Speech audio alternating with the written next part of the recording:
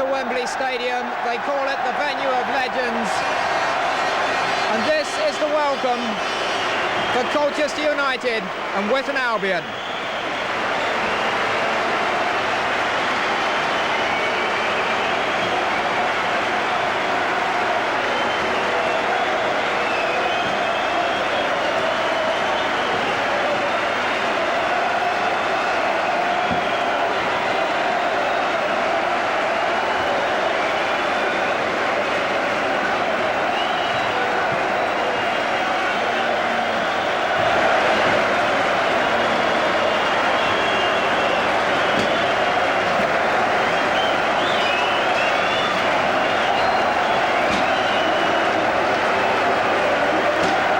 Salutes to the crowd from Roy McDonough, the player-manager of Colchester United, and Peter O'Brien, the manager of WITTON Albion. Well, they've had the great showpiece occasions of football here for nigh on 70 years.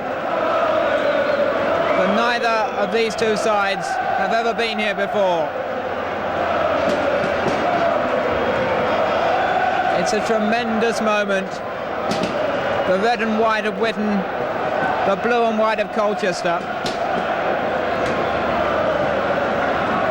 And the presentation party will make their way down in a few moments.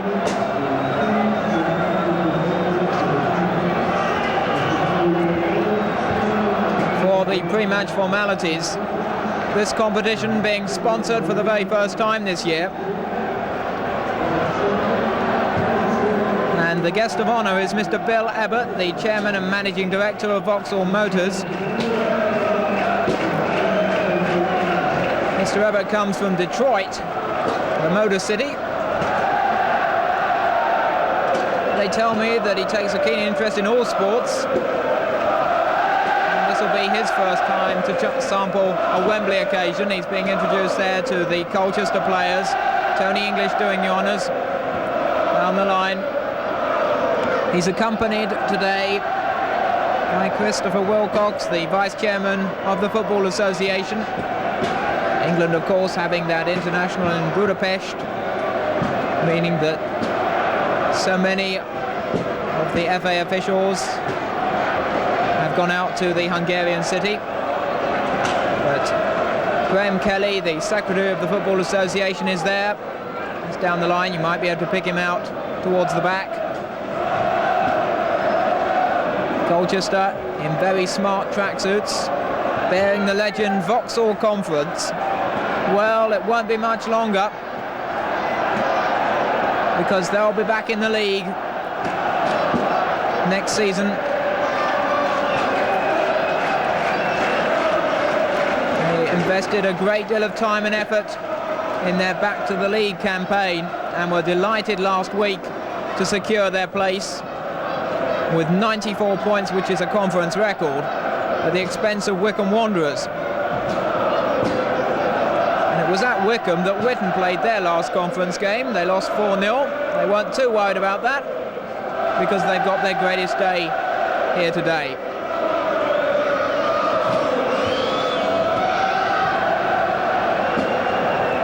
The handshakes all round. This time it's Stuart Anderson who does the honours. And he knows what it's like to score at Wembley. He scored here for Cologne Dynamos in the FA Vase final.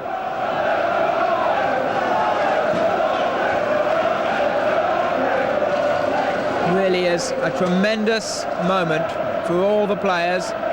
That's Carl Thomas on the end there, who scored 4 goals in the FA Trophy this season, and he scored 3 times against Colchester.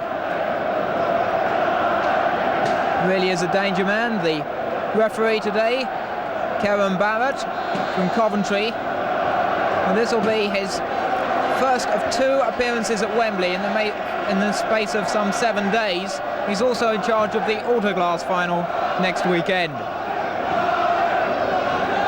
The officials just being introduced there, and now we await the anthem.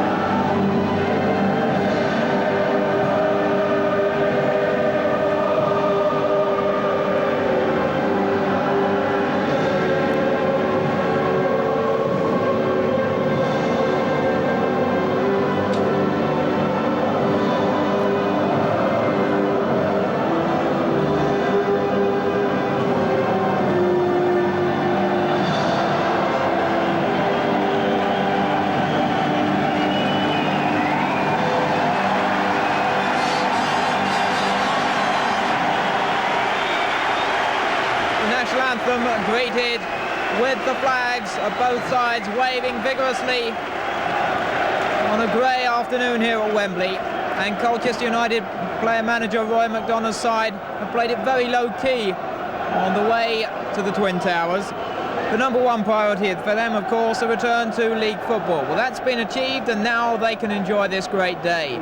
Steve McGavin returns to the side, and Gary Bennett reverts to substitute, and there's no place for Sean Elliott, who missed a Wembley appearance through suspension with Sunderland back in 1985 in the old Milk Cup final. But the Colchester United lineup is a formidable one. They're conference champions, and they must surely start favourites for this Wembley occasion.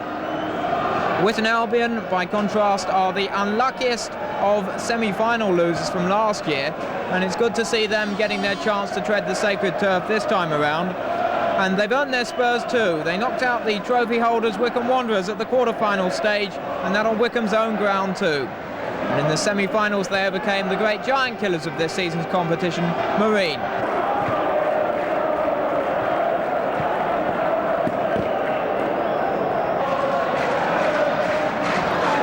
Well, it really is a tremendous atmosphere, as you say, and I suppose maybe in the wildest dreams the players on these times thought they might get here, but I think it's Colchester United really, the favourites this afternoon, but they've had the tougher road. They've had to go through 2 replays in the early rounds of this competition. In the first round, Colchester were drawn against Kingstonian from the Diadora League. They drew 2-2 at home in the first match, but they made sure in the replay, winning 3-2. Goals from Smith, Bennett and McGavin were enough to take Colchester through to the second round. Merthyr Tydfil conference colleagues, they were the opponents in the second round.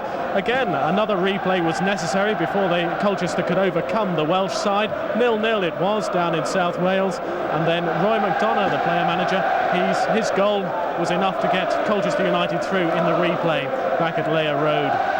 The third round saw Morecambe from the HFS Loans League visiting Essex, and that one was more straightforward. Colchester, of course, won that one 3-1. In the fourth round, that saw Telford again visiting Colchester. That one even more emphatic for Colchester. They were really getting into their stride then. A 4-0 victory for Colchester United against Telford. Well, Macclesfield were the opponents, and they're very tough opponents too in the semi-finals just a few weeks ago now. The home leg of a 2-legged semi-final, again very straightforward for Colchester, 3-0 victors. And in the away leg, 1-1, not enough for Macclesfield, but certainly enough to bring Colchester United here. WITTON Albion, well, they may be not quite favourites this afternoon, but they've had a more straightforward run. A replay in the first round against Billingham Synthonia. Aylesbury United, they beat 1-0 at home. Stalybridge Celtic, and then Wycombe Wanderers, a tremendous victory in the fourth round, and Marine they overcame in the semi-final. Well, this match is about to get underway, so it's back to Philip. And Colchester get us underway in the 1992 FA Trophy final.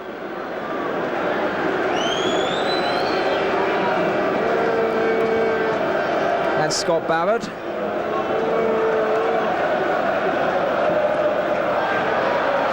It's a huge long kick from him. Well, he's got a reputation for doing the unexpected, Scott Barrett.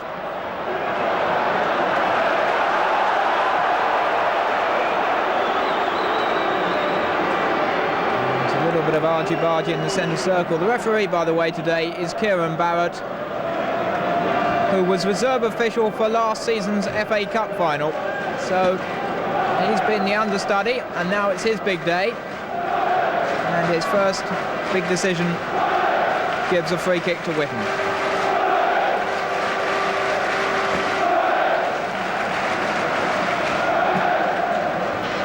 Coater will look to take it.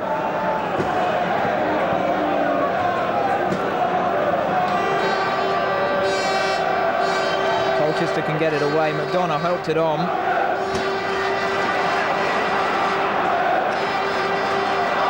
Oh, and that nearly let Thomas in. It was a superb save by Scott Barrett. The first important intervention from the Colchester keeper.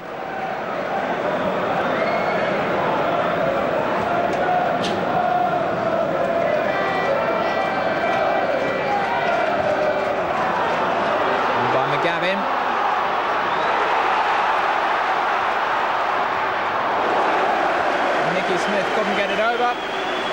First corner to Colchester.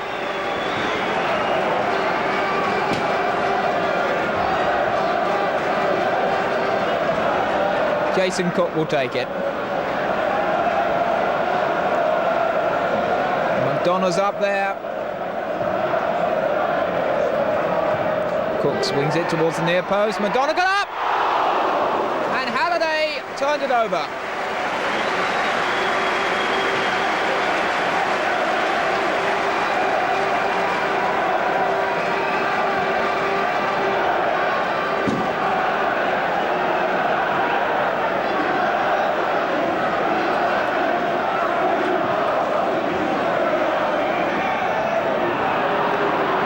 Time McDonough adjudged just to have done a bit of pushing there.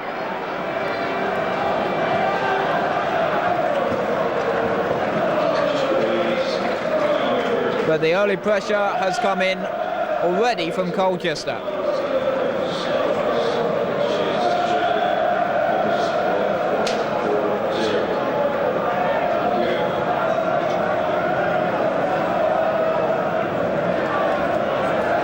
Keith Mason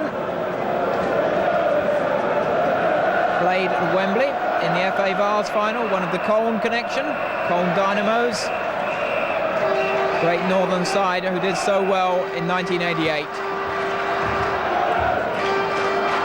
That's Thomas. He's going to be the danger man, I think, for Witton. And now they've got a corner.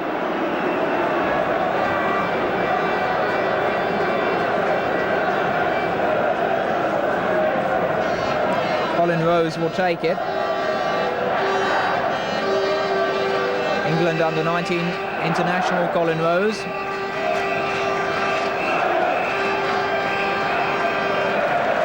Always going too far for McNillis. Scott Barrett. Tremendous character. But Colchester United have started the stronger so far. We've had just over 4 minutes.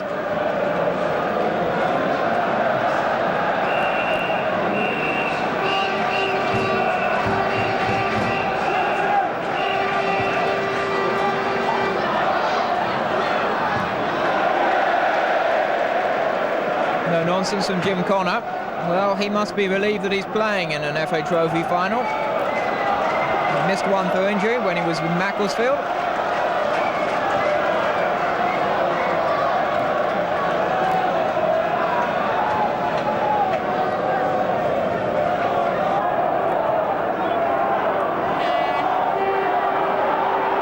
McDonough heads it on, and Colchester have taken the lead. And Mike Masters is the man who's done it.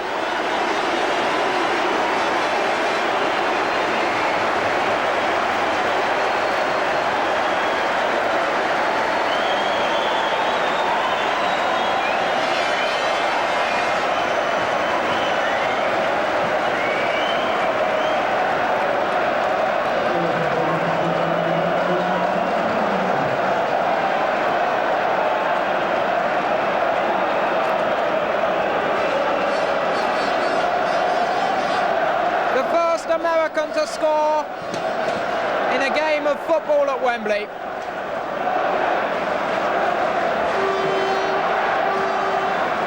And Mike Masters supplied the finishing touch. Well, if you need any pedigree to make the United States squad for the World Cup, a goal at Wembley is not a bad start. That's what Mike Masters wants to do.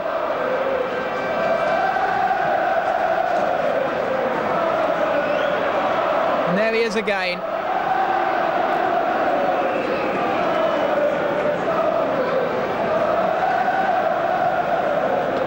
Well, that's a tremendous start then for Colchester United. Well, it certainly was. That goal came out of nothing almost. The ball pushed into the danger area. The experience of Roy McDonough telling there, just flicked it on, and Mike Masters it was who just put in that finishing touch. I think the goalkeeper for Witton, Keith Mason, perhaps got drawn a little off his goal line. I'm sure he went be patting himself on the back for missing that particular one, but it was very well finished, and it just shows you can't afford to take anything for granted here at Wembley. Of course, Witton themselves almost had a chance. Carl Thomas in the very first minute may have made it 1-0 the other way, but of course Scott Barrett managed to smother that chance. So things going to form at the moment. Colchester the favourites, they're 1 up, and it's going to be a very, very tough road indeed now for Witton Albion. Anderson helping it on. Looking for Alford. Barrett didn't seem too concerned about that.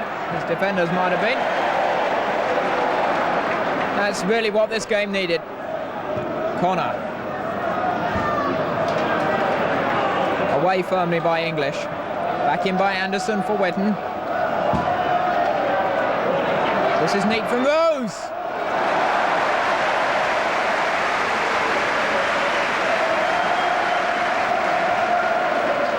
Well, Scott Barrett's done just about everything this season. He scored against Wycombe Wanderers in the conference. And it was his header that set up an equaliser against Kingstonians. Well, Roy McDonough just getting in an altercation there.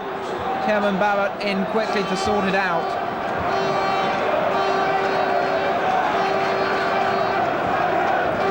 They call this one the friendly final. Nillis got into a bit of bother at Wycombe Wanderers last week in their final league game of the season. There's Lee Coulter. Began his career at Everton as a junior. Well, that free kick had nothing to do with the School of Soccer Science, as they used to call Goodison Park. Stuart Anderson wanted to take the throw. And Warren Donald will take it from the other side. And Colchester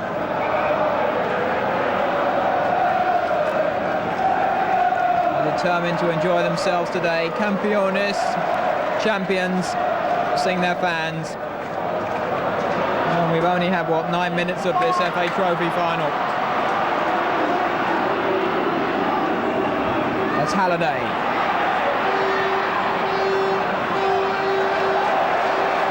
Now Masters for Colchester.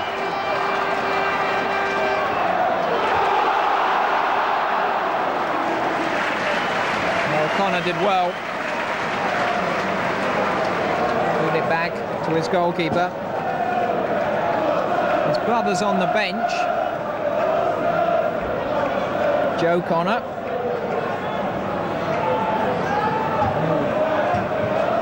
All about FA Trophy heartbreak. He lost in the semi-final with Hyde United a few years back.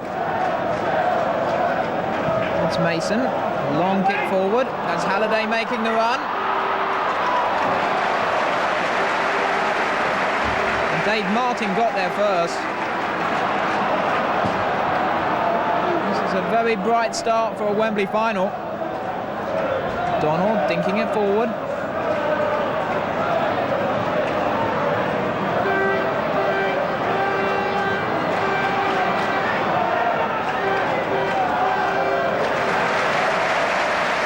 Well played by Donald to get it back to his goalkeeper. You can't help wondering if maybe there's an omen somewhere.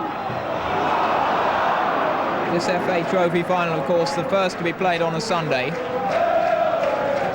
And the first to be played within 24 hours of the FA Cup final. And the losers yesterday, well, their first choice colours are red and white stripes as well, Sunderland.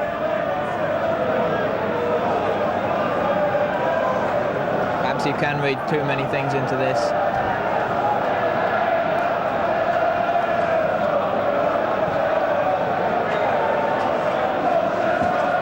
Connor. Not where you'd have liked though. That was well cut out by McNeilis.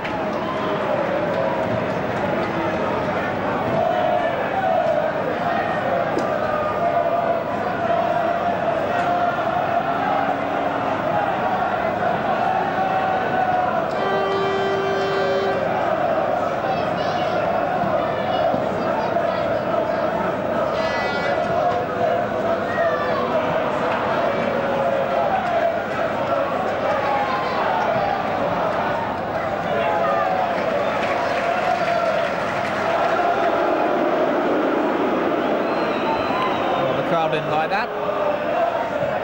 Smith with the throw.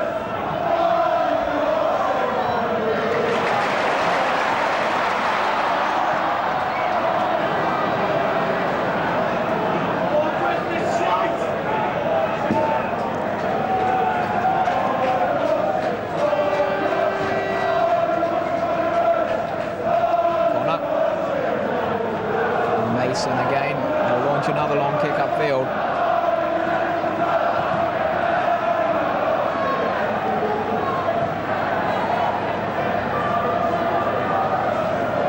That's Cole Thomas.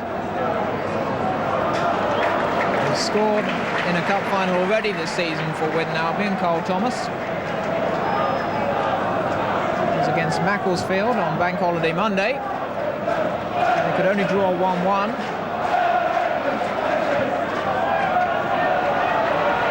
A creditable season in the conference. As Connor comes across to cut that one out from McGavin.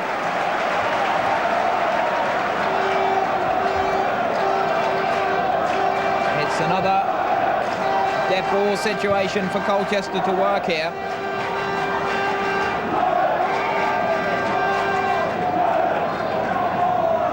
Roberts will take the throw.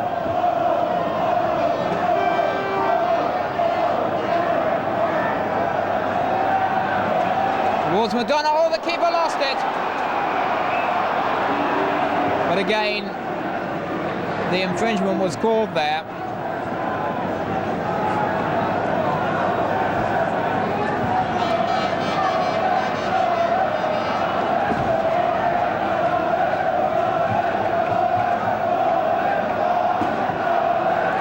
Halliday.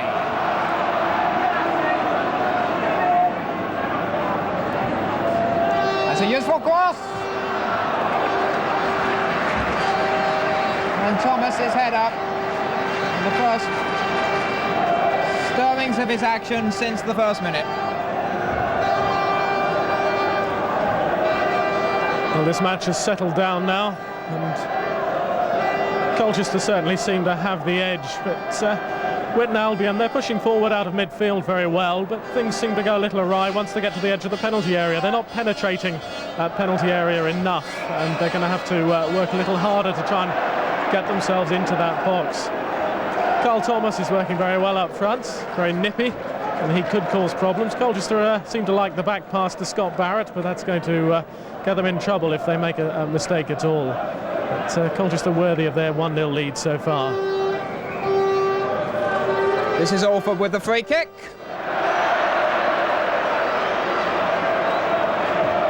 Well, that would have been all very well a couple of weeks ago with the Rugby League Challenge Cup final. Not so today. This reminds me of the tremendous strain this pitch has been under, and with the torrential rain yesterday morning, they were working today with the sawdust to try and keep it in tip-top condition. So many events at Wembley these days. Cup finals starting with the Zenith, and then the Rumbelows League Cup, the FA Vase, the FA Cup, and of course the European Cup coming up here as well. Throw into the mix a couple of England internationals, the Rugby League Challenge Cup, and of course the London Monarchs, and it really is something of a minor miracle this pitch is in such good nick. Great credit to the ground staff here. Donna just caught offside. The linesmen incidentally today are Jeff Pearson from Kingston upon Thames, and Keith Tilley from Salisbury, down there in Wiltshire. It's well up by Martin.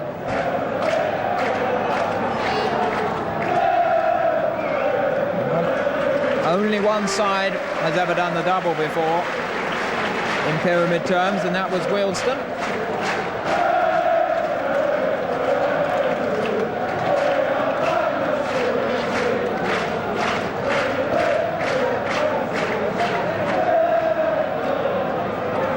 Can Colchester emulate them? It's a great way to go out. Probing forward again. That's a nice little layoff there from McGavin, which didn't quite come off.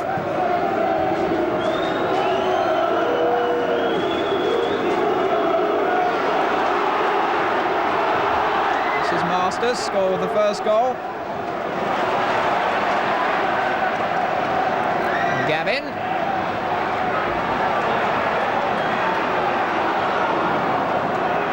Masters was bustling in there.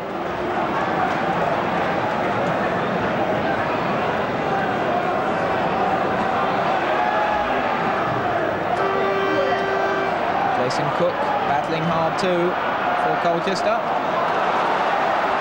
Kinsella.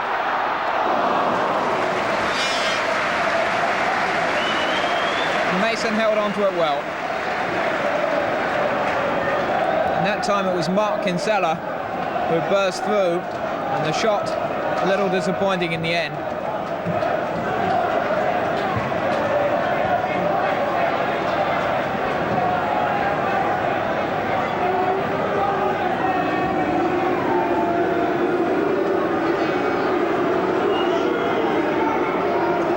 Roberts prepared to put his foot on the ball and take a little bit of time out.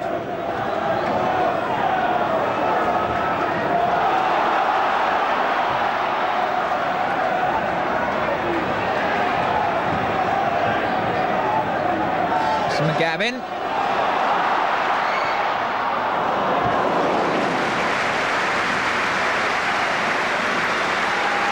It's amazing to think, isn't it, Philip, that when Colchester United were relegated to the Vauxhall Conference, there's probably nothing but doom and gloom around Layer Road, and yet look what it's done for Colchester. They're pulling in crowds for league games of now 5,000–6,000, and they've got a place at Wembley. Who'd have thought it just a couple of years ago when they were relegated that they'd end up at Wembley. I bet the fans are very pleased and probably think it's the best thing that's ever happened to them going into the Vauxhall Conference. This is Kinsella. That's a great ball across. 2-0.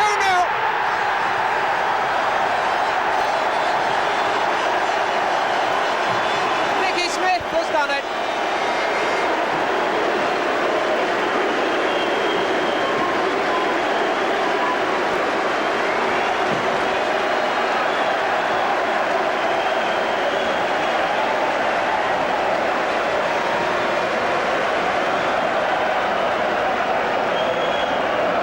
A superb run by Mark Kinsella. Back across unselfishly. All Smith had to do was run in and roll the ball into the net.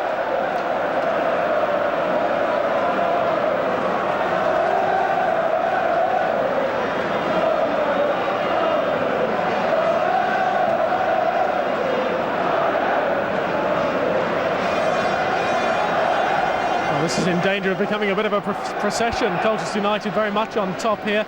Tremendous move. Again, the speed of Colchester going forward, I think, caught Witton Albion out there. And across one of those terrible crosses that goes straight across the face of the goal. And Nicky Smith was left with possibly the easiest chance he could possibly have hoped for at Wembley. It's a nice simple tap in from about 5 or 6 yards out. 2-0 then to Colchester, and there's only 20 minutes gone. There's still plenty of time left. You remember what happened in the Vars last year. Sides coming from 3-0 down at Wembley. That's Warren Donald who's gone over. On the far side, could have a few problems there. Neelis. Exactly going for him.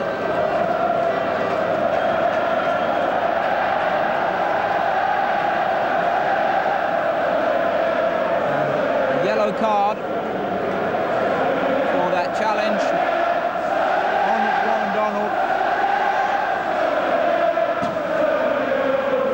He's still receiving treatment. Stuart Anderson is the man who incurred the yellow card. Well, Donald's okay now. The Wembley and its rich pageant is littered with stories of sides who've been written off and come back into the game. Look at Blackpool in the Matthews Cup final.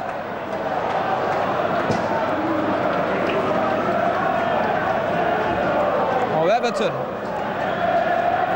in the 1966 Cup final came back from 2 goals down to win 3-2. Both, incidentally, from the northwest, as are Witton.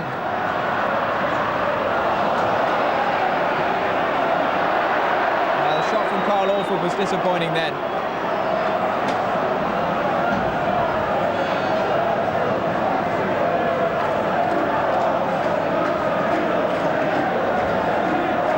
Colchester United physiotherapist called into action yet again. This time for Dave Martin.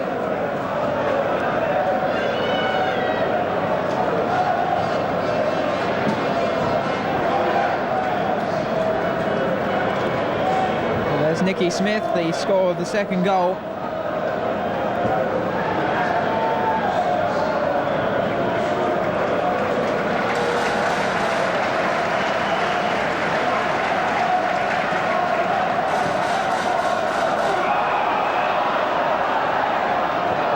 The score of the first.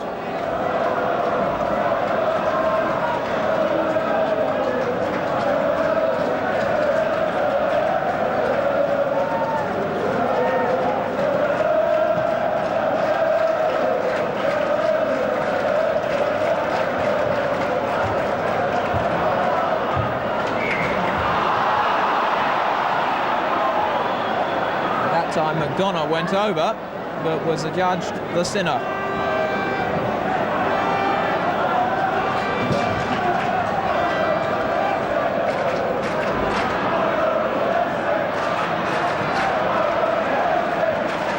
Backing by Lutkovic there. This is Thomas. Colchester can get it away again.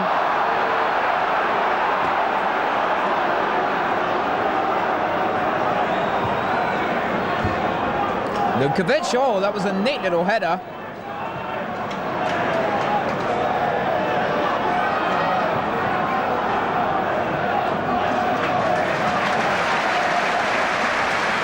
And tied it up by Tony English. Well, Witton Albion beginning to get into the danger area, into that penalty box, and that's really what they've got to do, isn't it, if they're going to make something out of this match. They look a little short of ideas so far, but if anything's going to happen, it's going to happen in the penalty box, and that's where they've got to be. They're going to have to try and find ways of troubling Scott Barrett a little bit more. Only 25 minutes gone, and really it's just in the last couple of minutes that they've managed to do something a little dangerous.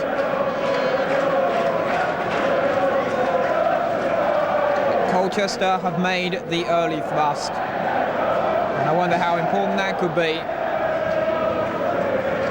Well, you're reminded in Cup final week of the great occasions. Arsenal did that once against Manchester United, made the early thrust. Won out in the end, but not before a few heart flutters before the end, when United came back to draw 2-2. That's Nicky Smith.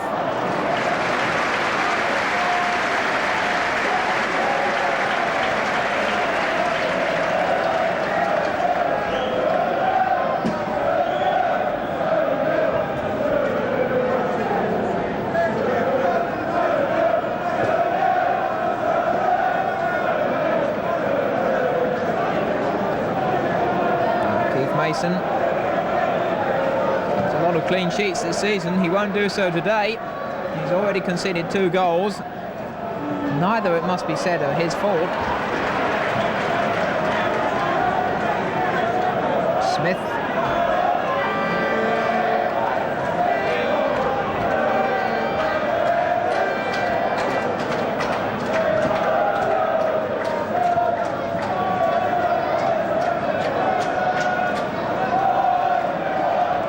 Into the Colchester setup relatively late in the season as Dave Martin.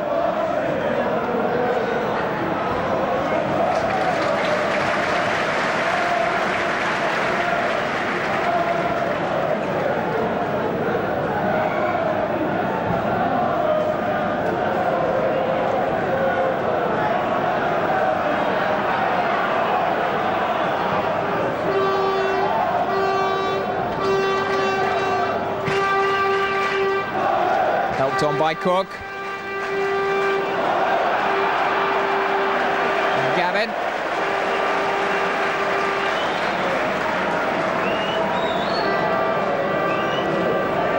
It's a free kick to Colchester, which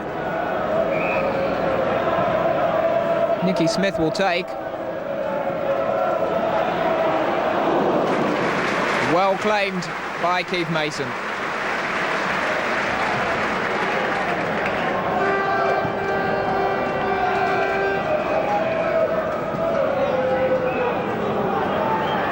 This is Rose, though, for Witton.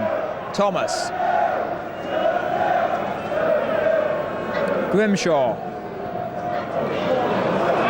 Ludkovic. Well, that was perhaps the best opportunity Mike Ludkovic has had so far. Scored in the quarterfinals and the semi-finals, but he couldn't find the net then.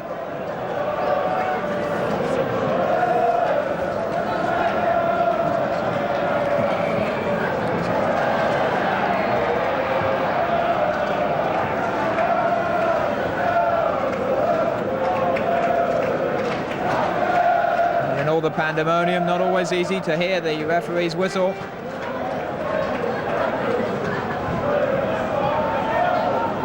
Play going on. And here come Colchester United again. This is McGavin. Can he get past the defender? He can. Roy McDonough was arriving at the back post. Another good run by Steve McGavin. Just couldn't beat the hands of Keith Mason, though, in the Witton Albion goal.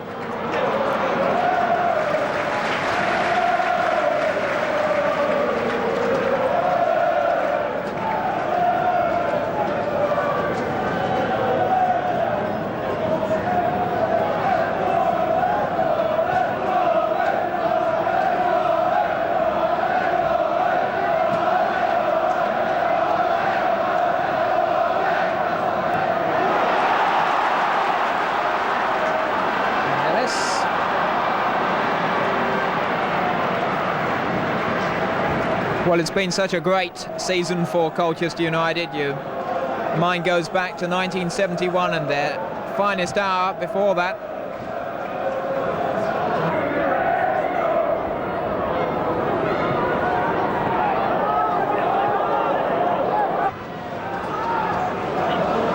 As Thomas goes in there, well, that's his best opportunity so far. Tony English looks as though he's hurt too. English, a great servant of the club in their Football League days.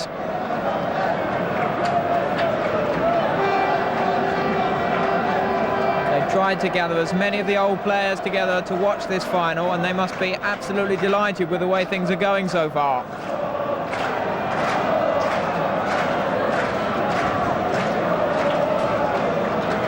Both of them being treated there. There's certainly no lack of commitment by both sides out there. Both physios having their work cut out to repair these players. But Witton Albion aren't going to get too many chances, and it's opportunities like that one that Carl Thomas just had that really have to be put away. Witton don't seem to have too many ideas about how to get that ball into the penalty area at the moment. It's Colchester who are making all the running.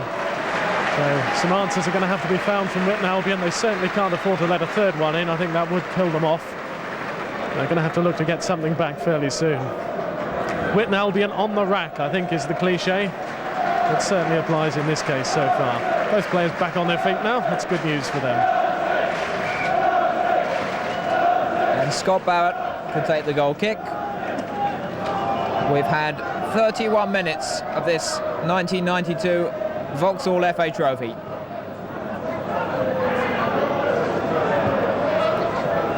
Halliday. And his curling pass towards Thomas was well cut out by Scott Barrett once more. This is Masters, waiting for support to arrive. And Smith and McDonough, nice little touch. McGavin.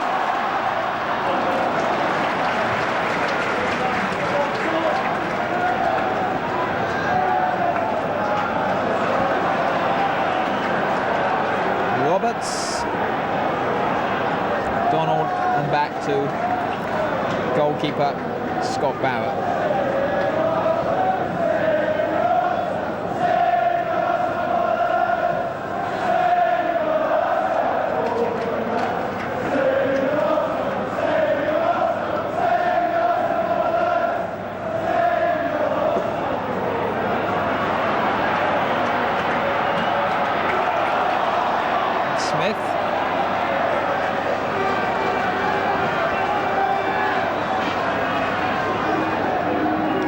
Showing a little bit of the skill for which he was known there.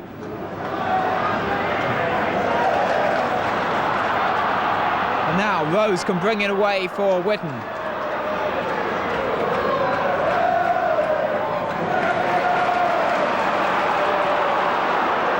Anderson was fouled. It's a free kick to Witton Albion.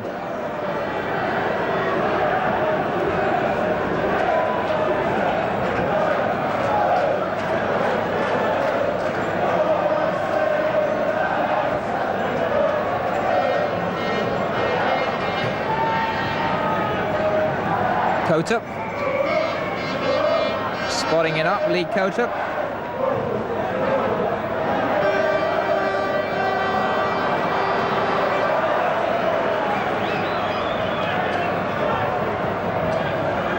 Neelis and Thomas.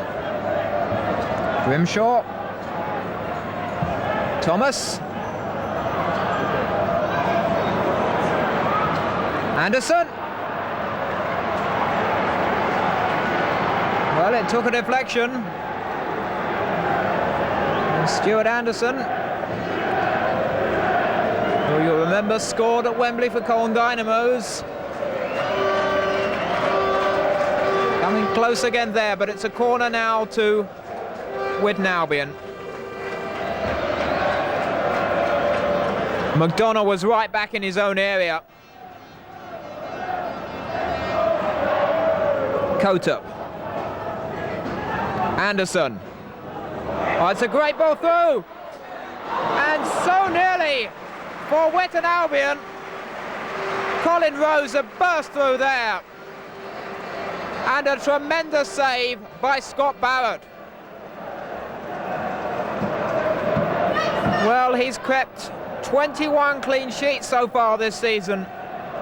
And that is the closest that Colchester have come to open the scoring, or rather Witton have come to opening their account.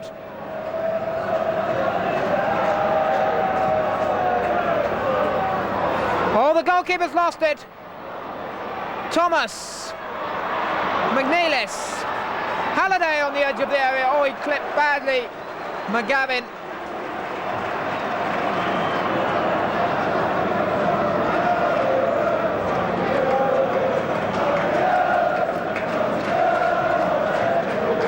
Well, 36 minutes gone here. You've got to ask whether this really is Witton Albion's day. It's a case of nearly, I think.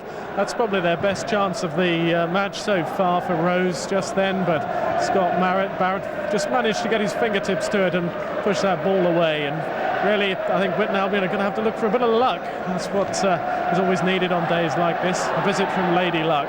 Colchester are making their own so far. I wonder if Witton Albion are going to make theirs. We'll have to see. Only about 9 minutes now from half-time. Barrett really scuffed that. Oh, they were slow getting back. Well, it's a great day, but the sun is now shining at Wembley.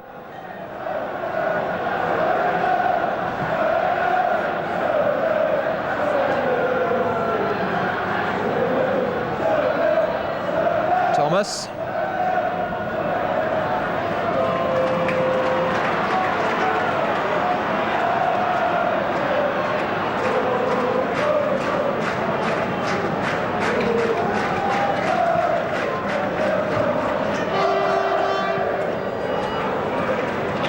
McGavin. Oh, it's a good ball. McDonough's in the middle. And feels he was impeded.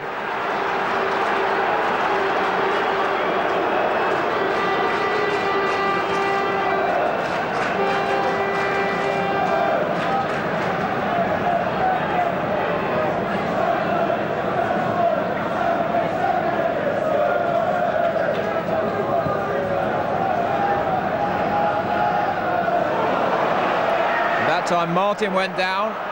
This is Anderson though for Witton. Still Stuart Anderson. Roberts got in with a great tackle.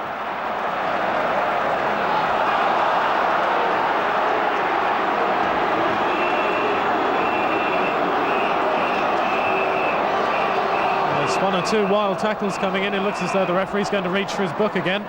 Not too surprised. Witton Albion are certainly putting in one or two late tackles, some of their players. Obviously no lack of commitment there, but I think some cooler heads are going to be needed to bring them back from this 2-0 deficit at the moment.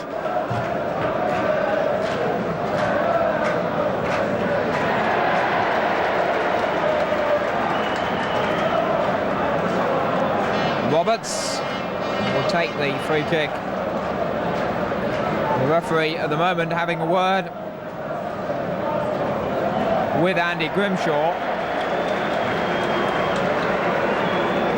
And I believe the name Andy Grimshaw may well have gone into the book.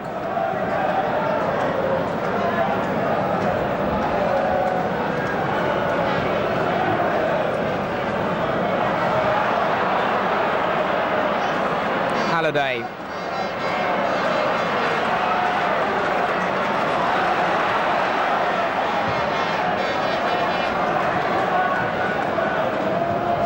It's Cook chasing that one for Colchester. This is Halliday now again for Witton.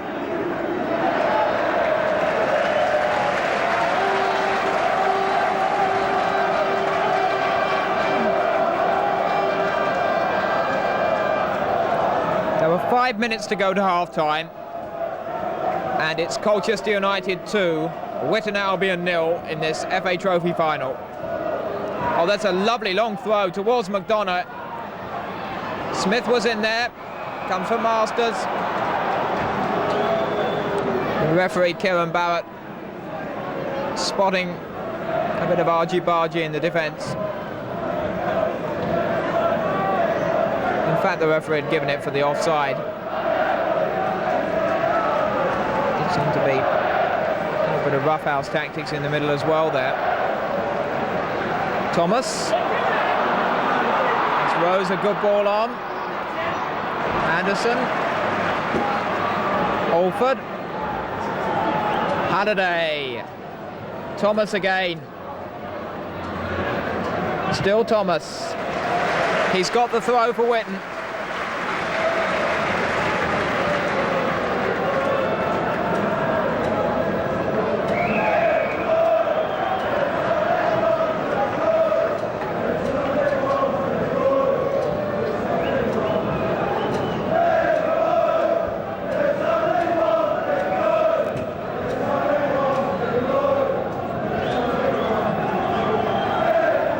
Colchester United are enjoying themselves, determined that they will enjoy themselves. They've got a Civic Reception, they put it back to take in a possible trophy triumph, and that's going to be some night in Colchester next week if the result stays the way it is at the moment.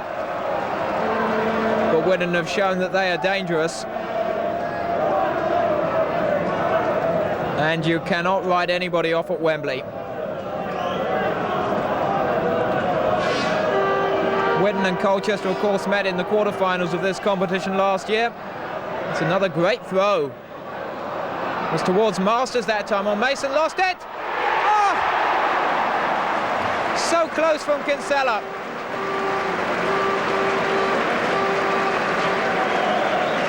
That was a superb piece of play by Kinsella. The angle looked so tight, and he twisted and somehow fired in the shot.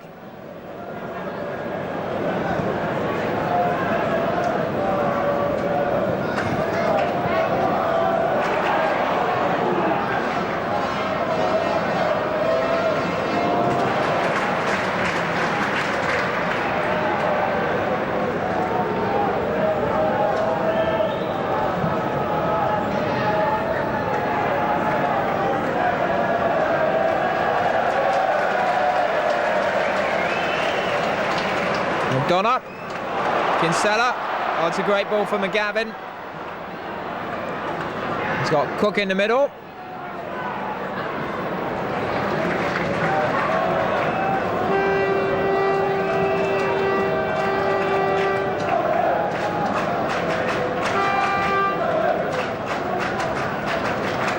McGavin.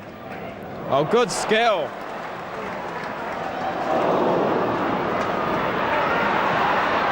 Kinsella.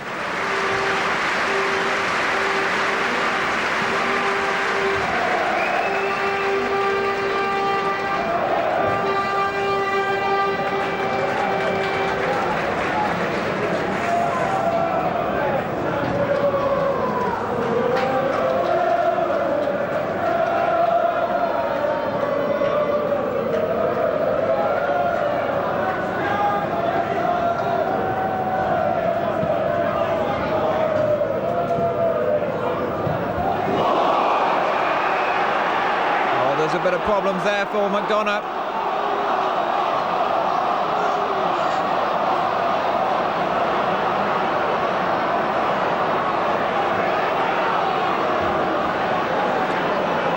And the physiotherapist comes on, well, the player manager.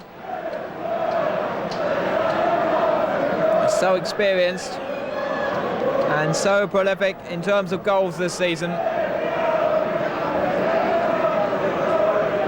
It would be a shame if he were to not be able to take a further part in this game. Let's hope that that's not as serious as it looks.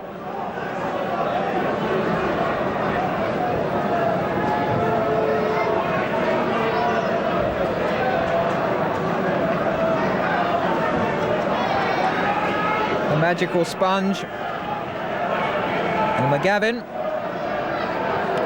who missed out on an FA Trophy appearance, or FA Vase appearance I should say, with Sudbury. And McDonough, who's never played at Wembley, but has now been booked at Wembley. Well,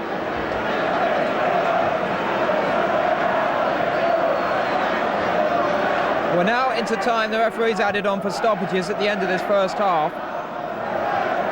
Colchester 2 goals to the good, but wait a moment. Thomas. Oh, the goalkeeper very nearly lost it there. That was confidence from Scott Barrett, though.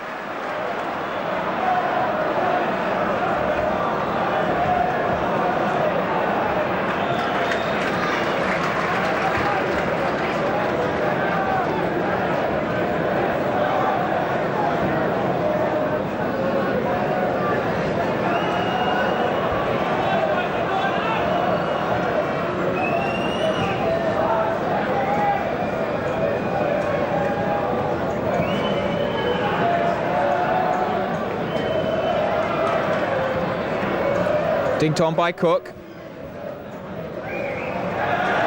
Free kick to Colchester.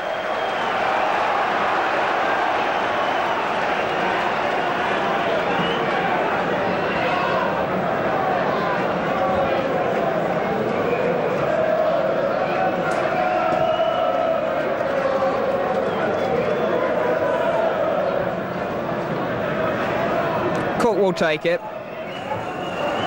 And in the meantime, Nick Lukovic is receiving just a little bit of running repairs. There's an injury to his face there.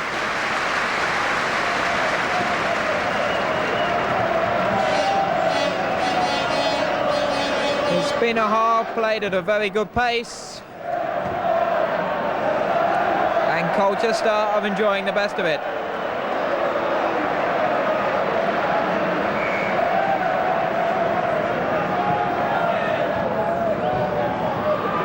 Away by Thomas.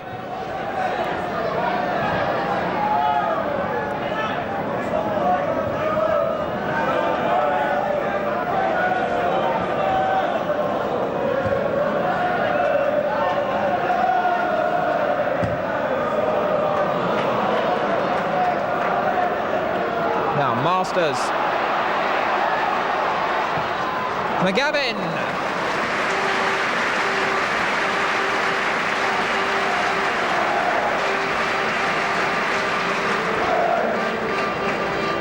If anything, you sense he tried there just to be a little bit too careful.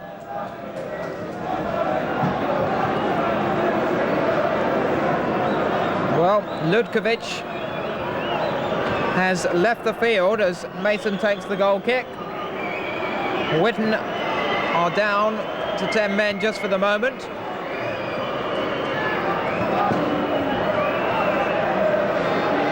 I suspect they'll try and create running repairs at half-time.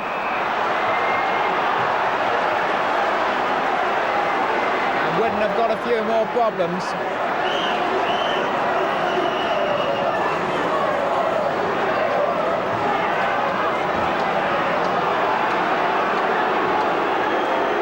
Gavin is going to be booked for that challenge.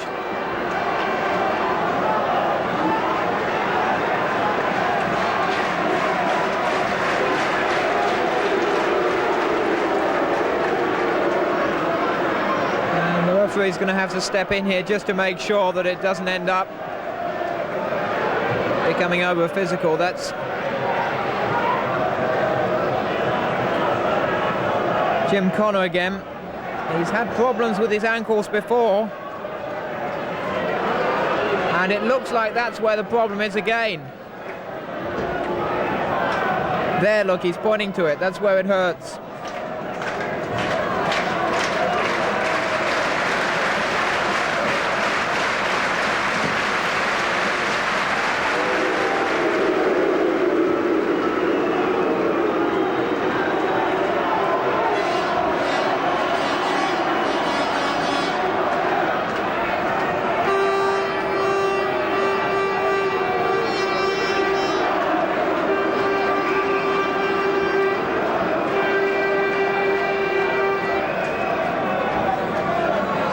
He's hobbling now as Halliday takes the kick. It's all going against Witton. Kinsella comes in. And Colchester looking very measured, very composed at the moment.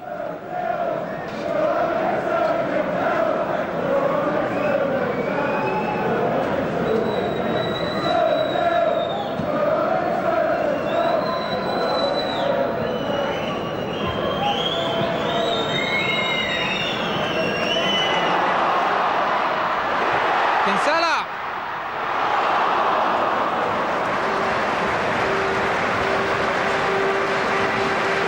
If he never scores at Wembley, he will rue that moment. Golden opportunity for Kinsella there, who's contributed so much to this first half.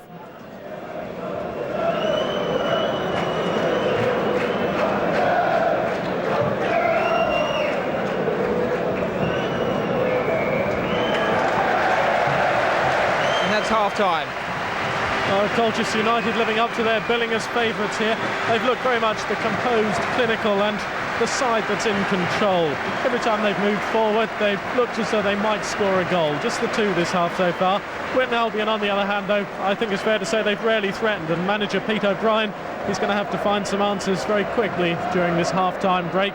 Otherwise, they're in danger of being completely overshadowed in this FA Trophy final, I suspect.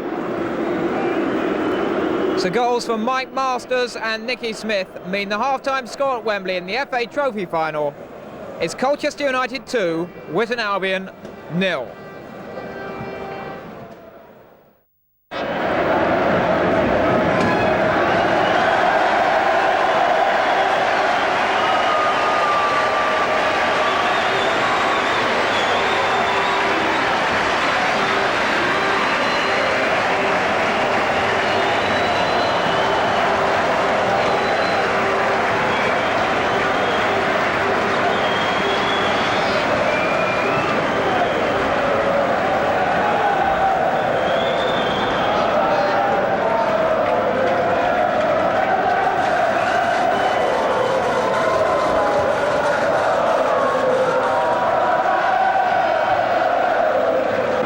Great neighbours and rivals, Northwich Victoria came here in 1983 and lost the FA Trophy final to Telford, but won it the following year after a replay against Bangor. But if Witton are to go home with the trophy tonight, they really have got to go some in the second half against the conference champions.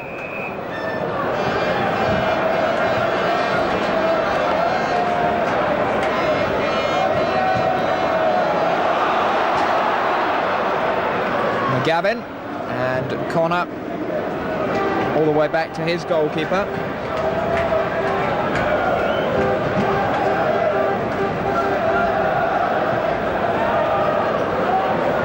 On by Cook.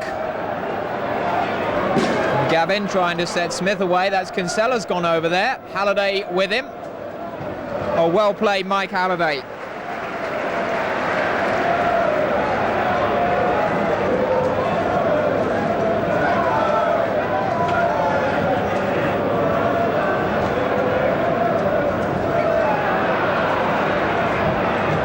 Ludkovic holding it up well. Somebody's lost a shoe there. Anderson. Grimshaw.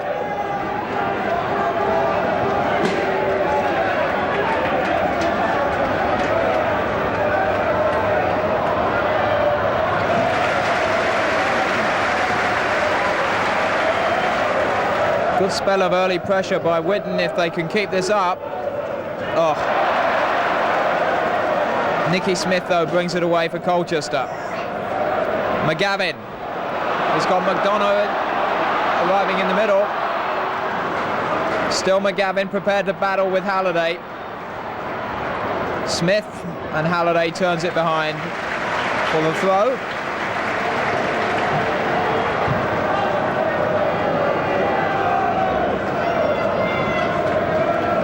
And now Roberts to launch another one of those huge long throws into the middle. Really is a specialist. Look at that. Connor, away by Halliday. Cook. Ludkovic.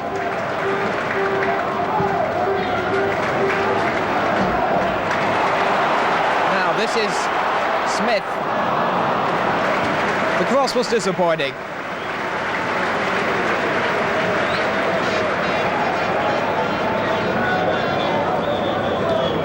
Roy McDonough, the player manager of Colchester.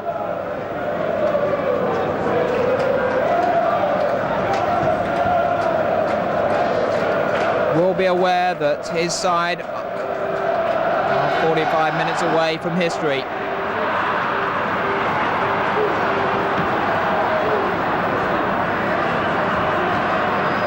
The first team to be promoted to the Football League and win the FA Trophy in the same season.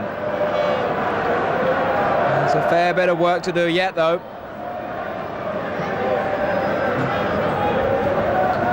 It's well on towards Ludkovic. Barrett, though, was positive.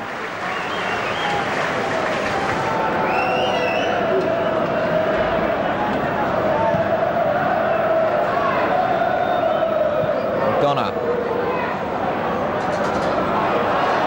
Masters. Well, rather it was McGavin in the end. Masters was in there.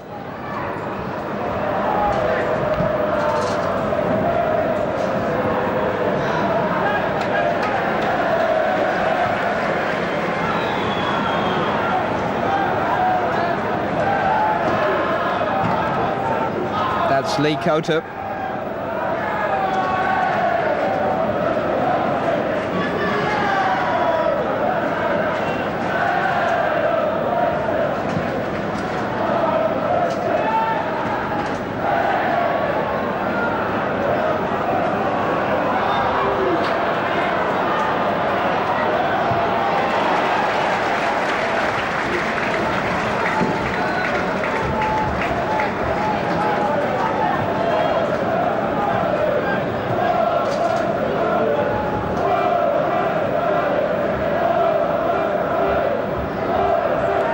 Coulter.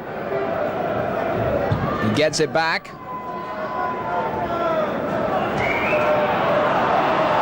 That time Rose was adjudged to have been fouled.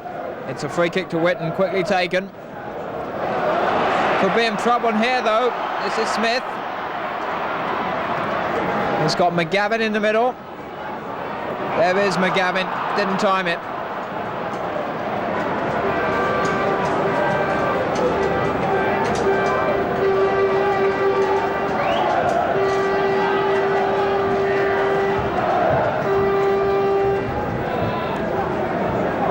5 minutes of the second half gone. The pattern unchanged from so much of the first.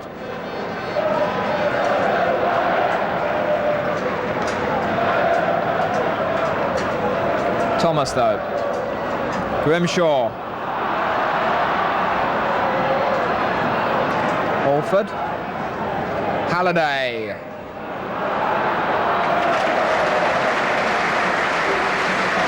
That was goalkeeping of the highest order. Scott Barrett remained completely calm under pressure.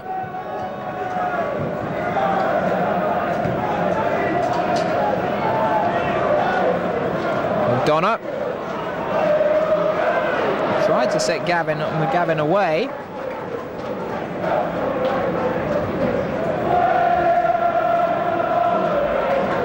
Well, Witton Albion look to have taken a chance here. They appear to have pushed a few more people forward. It's a brave ploy, and certainly something I suppose they don't really have a lot of choice about. They're going to have to get a goal back at some stage in this match, and they're not going to do it unless they push forward. Of course, they're always running the risk that they're going to get caught on the break. Colchester United, I'm sure, are very competent enough to take advantage of any shortcomings at the back with Witton Albion. So it remains to be seen whether Witton's ploy is going to prove a worthwhile one and a successful one. Anderson. He's got Rose coming into the middle. And Barrett again out early to stem the danger.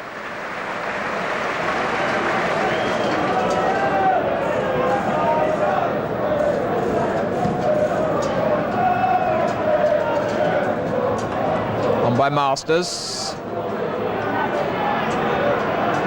Connor turning on his heels and back to his goalkeeper.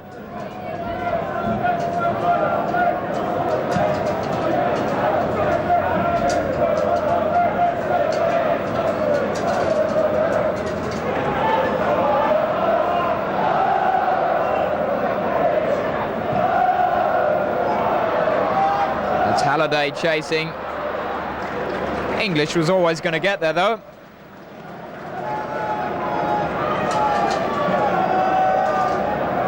There's the man, Scott Barrett, who's saving the early moments of this game, taking on ever more significance now.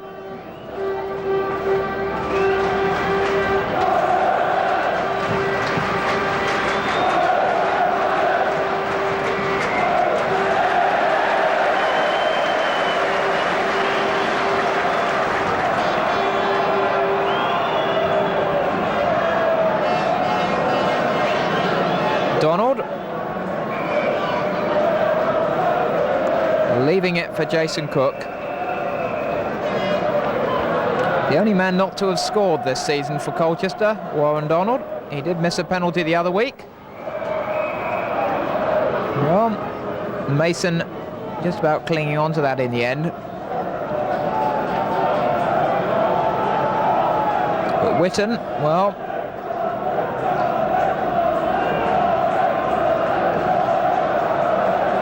celebrated their centenary a couple of years ago and reached the semi-final of this competition last year, of course, before losing the pulsating tie against Kidderminster Harriers, when their priority was to get into the conference. They won the HFS Loans League by some distance under Stan Allen, himself an FA Trophy winner. Allen departed to Altrincham. Peter O'Brien came and guided them to Wembley. But it's not going right for them today.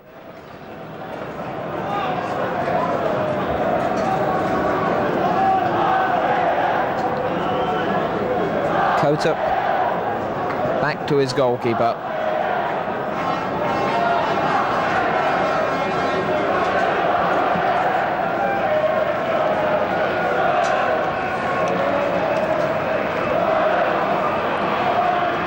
Thomas.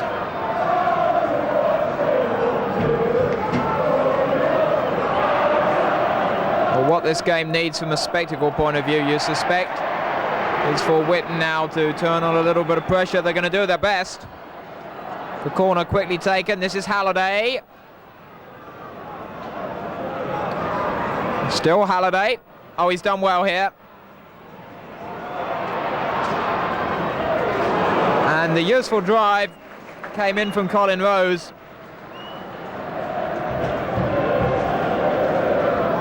Played a handful of games for Crewe Alexandra, did Colin Rose.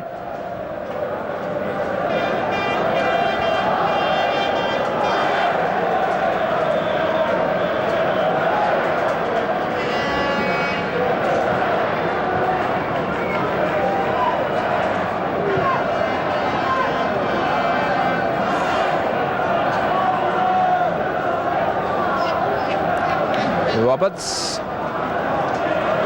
Martin. Back to his goalkeeper.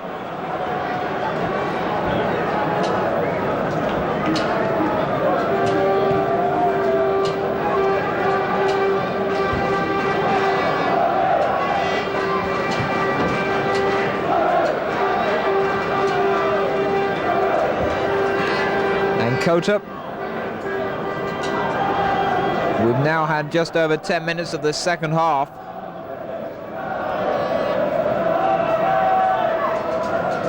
Here in the sunshine at Wembley.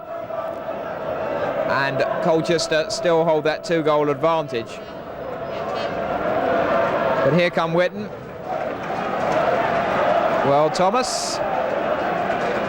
Just behind for the throw. It came off the Colchester defender. Kota quickly takes it. He's fine, Carl Thomas. Kota again. Oh, Lukovic! What a goal!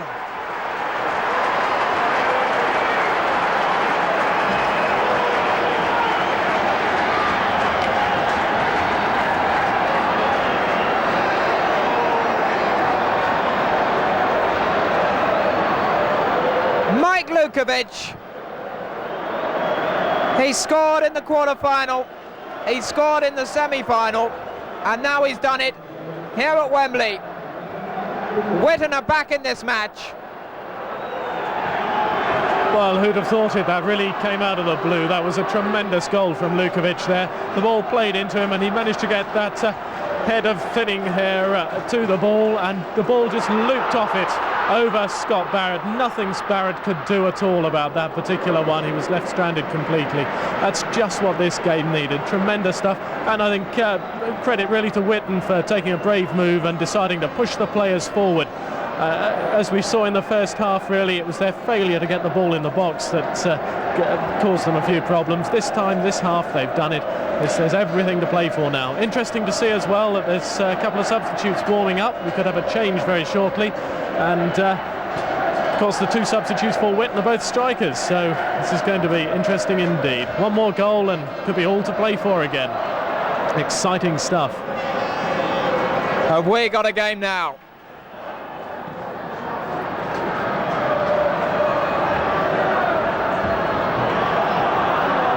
Grimshaw, Halliday.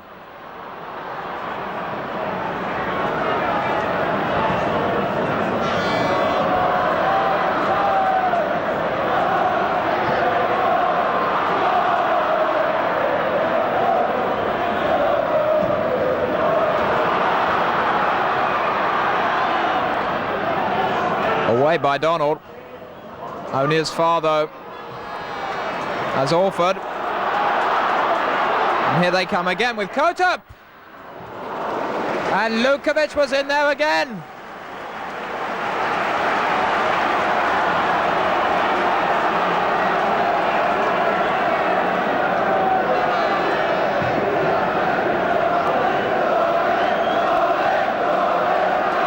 Well, now it's the Witton fans who are way behind the tower who are cheering. And the blue and white towards the tunnel end has gone a little bit quiet now. Colchester still lead, of course, but it's by no means clear-cut now. That's Lee Kota. Played for Stalybridge Celtic before he came to Witton.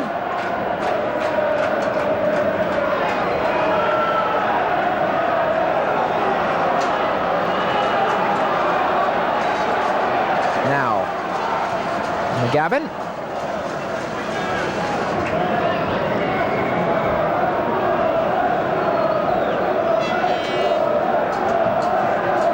And they're looking to warm up a substitute here, the WITTON Albion side.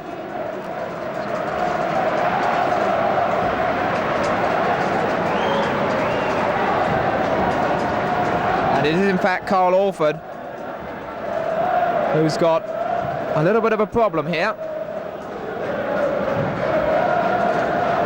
Well, he's had a few injuries this season, and treatment for one of them at Main Road, courtesy of Manchester City, where they've got a very good physiotherapy set up.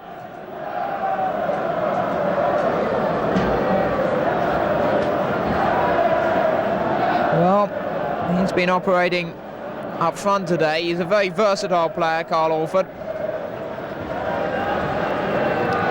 Could, if need be, drop back into defence. Hasn't been called today to do that, and I don't think Witton are going to want him to do that now. Although he's back helping out at the moment. Roy McDonough on the threshold of being the first player manager since Kenny Dalglish to win a championship and a Wembley final in the same season.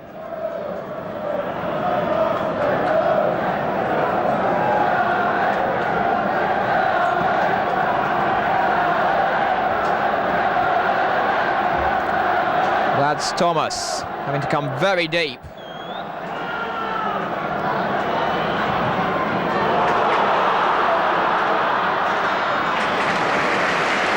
That was Rose breaking forward.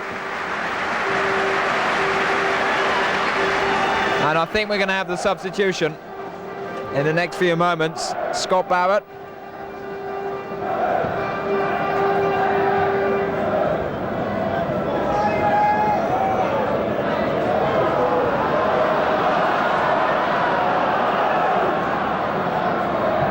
Masters, whose goal started this whole cavalcade off. It's 2-1 now. But here come Colchester again.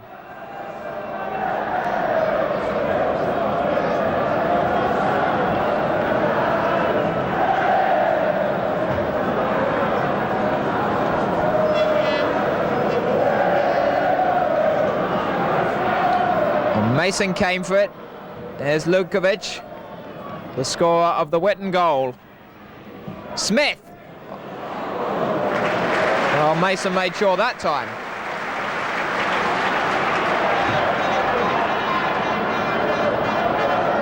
Anderson, crowded out. Coter, Connor. Lukovic for Halliday. Oh, it's a great ball.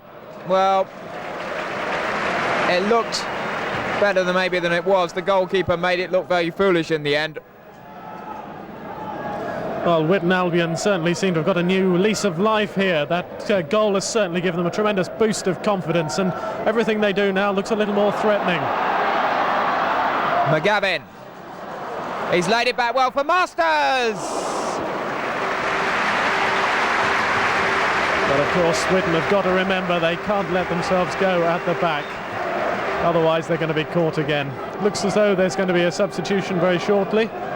Colchester United it is who are going to make the first substitution. And player manager, Roy McDonough. Yes, there he goes. He trots off. Well, I think he's getting a very well-deserved round of applause there. He certainly led the Colchester United side in exemplary fashion here. Gary Bennett is the man that comes on for Colchester United. No doubt it looks as though there's going to be a substitution for Witton as well coming up in the next few minutes. Bennett, midfielder. Kinsella.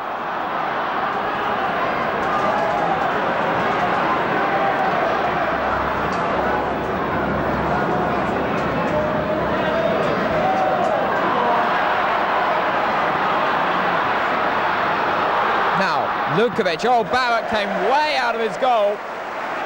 It's not as if that's unfamiliar territory to him. He's more at home in the opposition penalty area. Witton now looking as though they're going to bring on a substitution as well. And I believe Andy Grimshaw might be the man who's going to be coming off. There is Grimshaw. He's found Lukovic, has he? No. English. Back to Barrett.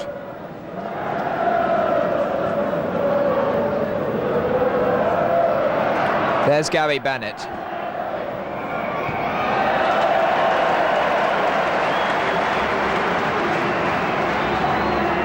And Joe Connor is coming on. The two brothers are going to get a game together at Wembley.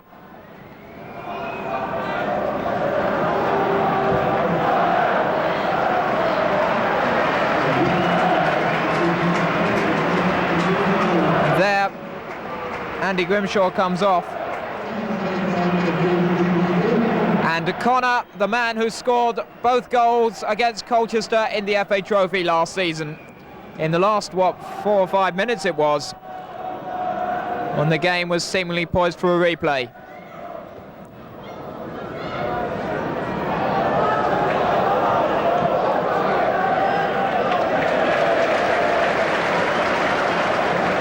So we've got two brothers on in an FA Trophy final. They call it a family affair. McGavin. We had Donald in support there. Donald's made the run on. He hasn't scored all season. He was close there with a very positive run. Donald there, showing that you can come forward and attack the defence and cause all kinds of problems. Well, now Mason has got a few.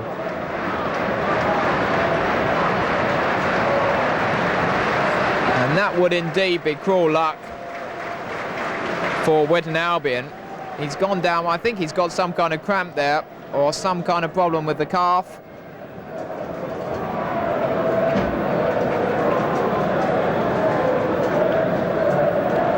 Well, Keith Mason. And goalkeepers are such a commodity, it really would be cruel to lose one at Wembley. Yes, that really would be sad if Witton Albion, just as they're getting back into the game, were to lose their keeper. It doesn't look as though he's too badly hurt from here. It looks as though you could be right, could well be a bit of cramp, but Witton Albion are going to need everybody at full strength if they're going to overhaul this Colchester United side. So the game, what a difference a goal makes, I think. Witton Albion, you could have written them off at half-time. They really didn't show too much in the first half, but they've come out all guns blazing in this second half. And really, you look at them now, they're a totally different side. Anything could happen now, and they almost look as though they could be potential winners. There's still plenty of time to get left, though, in this final. Anything can happen. Colchester United, when they're put under pressure, they don't look quite so in command. And who knows, Witton Albion may get that equaliser, could even get the winner. Certainly the Colchester United fans are not so confident now.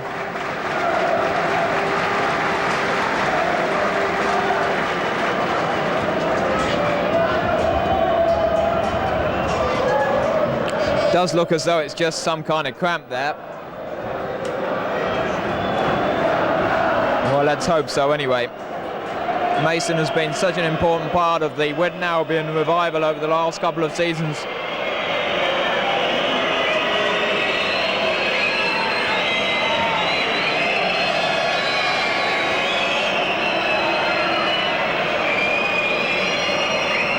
Well, they're the Colchester fans who are relishing this first appearance at Wembley.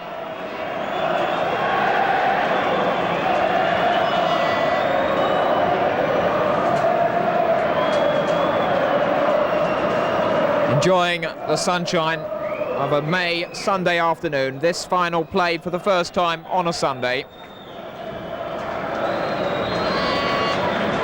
And amongst that crowd, some of the great heroes of the 1971 side. Well, I understand that they tried to get as many players as possible here. It's a nice gesture by the club. And a nice gesture by the sponsors too, to Vauxhall setting up a little arrangement with the National Society for the Prevention of Cruelty to Children to bring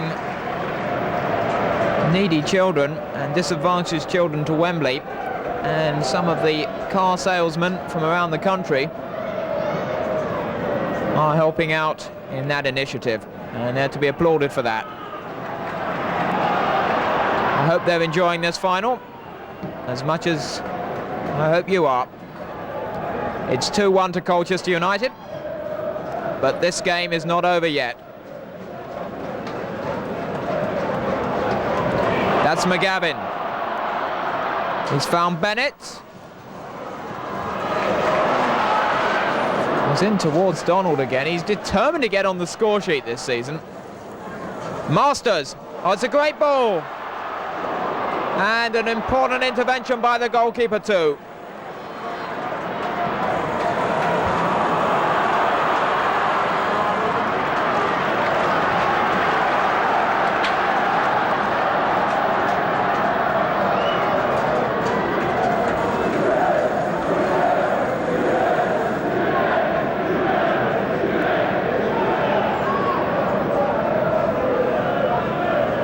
Halliday with the throw.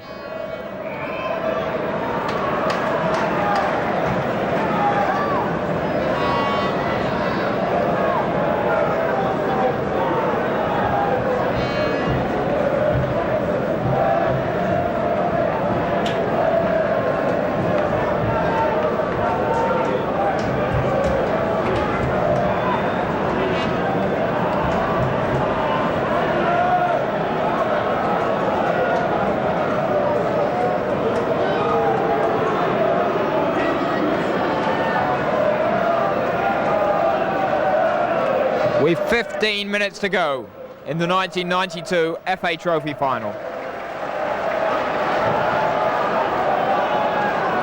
Colchester holding on to this lead here. They lead by 2-1. McGavin. Still McGavin. Masters. Well, he's had the club make a video for him to send back to the States of his best moments. Well, maybe that wasn't one of them. But he has scored at Wembley. I suppose there were a few American footballers who would claim a touchdown was a score in a football game on the sacred turf here. And he's the first one to score in association football. Not the first American to play at Wembley, of course. And by no means the first footballer to score, foreigner to score in a domestic final.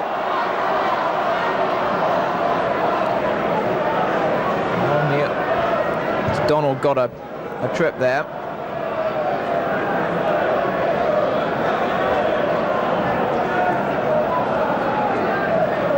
Colchester are hanging on here.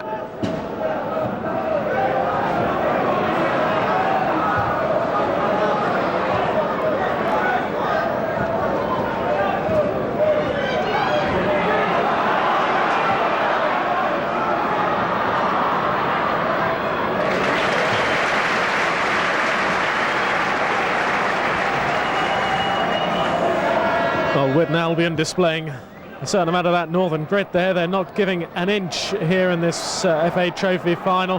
They're absolutely determined they're going to get something out of this. You can't fault any of them for their commitment, that's for sure. You see them, almost feel them grit their teeth when they go in for these challenges. They're not going to give up without a fight, that's for sure. Well, Mike Halliday perhaps taking that a little bit too literally. He's going to have his name taken by Mr. Barrett.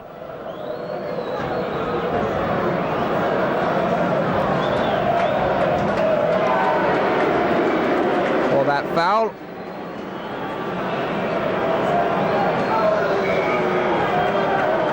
We've got 30 minutes to go. It's on, it's come now for Martin. And away that time by Alford. And as the sun goes in, the breeze starts to get up a little bit.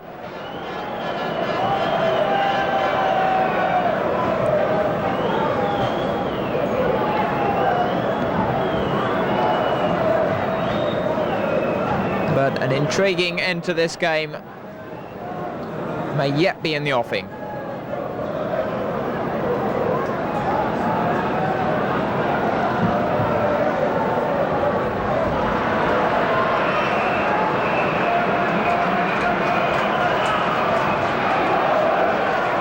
Paul Roberts is very disappointed to miss out on an FA Cup match this season. He was cup tied. That's McGavin. And the shot from Gary Bennett was wide. It really is a tale of fulfilling the dream of so many players who've missed out on other opportunities. And one or two, of course, who've missed out even today. You think of Sean Elliott. You think of Gary Stewart, brother of Paul. Well, Paul scored in the FA Cup final for Spurs last season. Gary Stewart would have loved to have done the same for Witton. His club colleagues have got to defend here.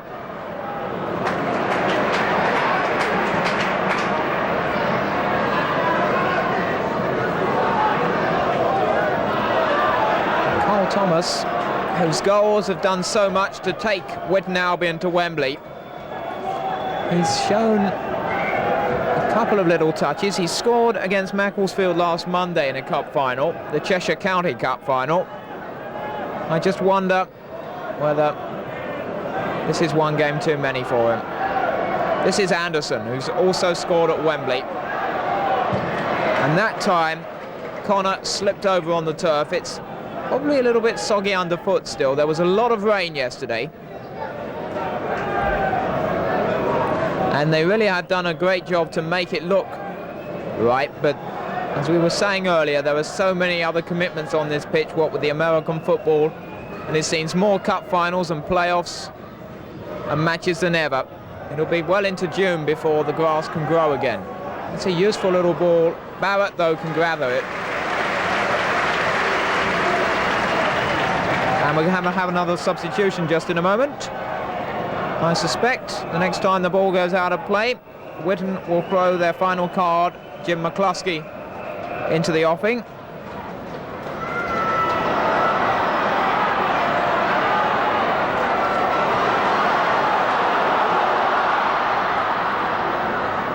And that was Warren Donald.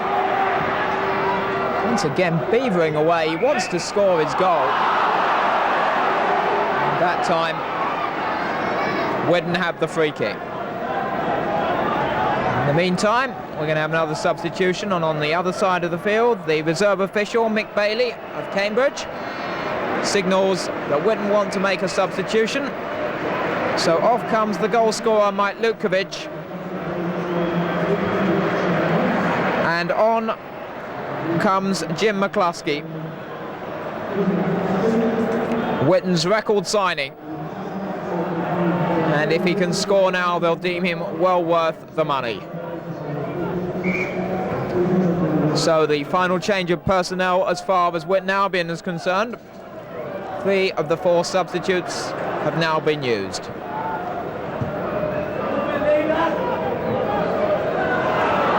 McCluskey was in there and almost got a first touch of the ball. Well, once or twice Witton have brought on substitutes this season and they've scored with the first touch of the ball. We shall see. We've 10 minutes to go in the 1992 FA Trophy final. Colchester 2, Witton Albion 1.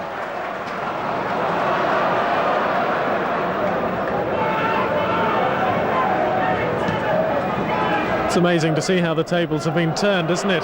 It's now Witton who are putting the pressure on, and Colchester seem to be happy to restrict themselves to getting the quick break. Mind you, they do have the goal advantage. And look how keen they are, and the referee's not going to like the look of that.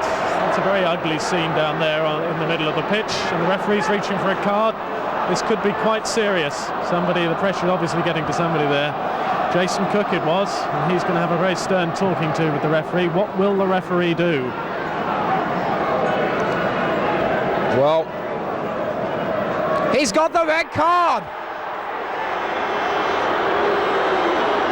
Karen Barrett decided that he'd thrown a punch there in anger.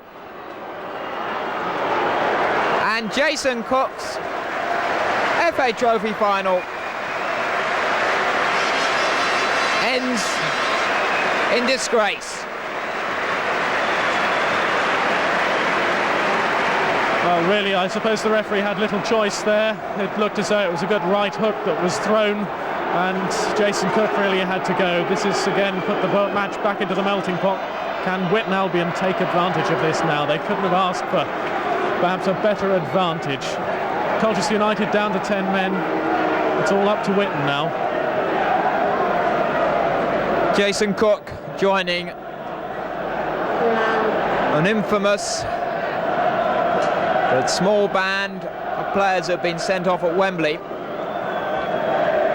Antonio Rattan, of course, probably the most famous, the Argentinian captain in the 1966 World Cup. It was Billy Brandner and Kevin Keegan in the Charity Shield. And the Luxembourg side lost one in a World Cup qualifier, I seem to remember. And then, of course, the first man to be given his marching orders in an FA Cup final, Kevin Moran.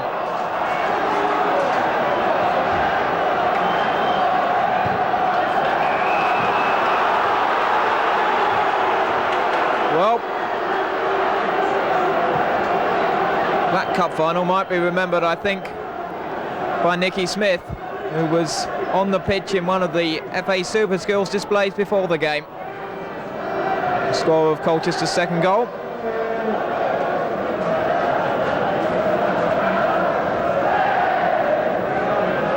And the winner was scored in that one by the former Northern Ireland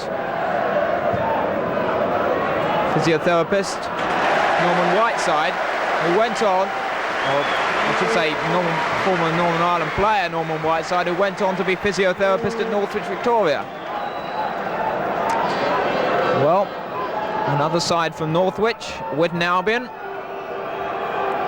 are trying to turn the screw here.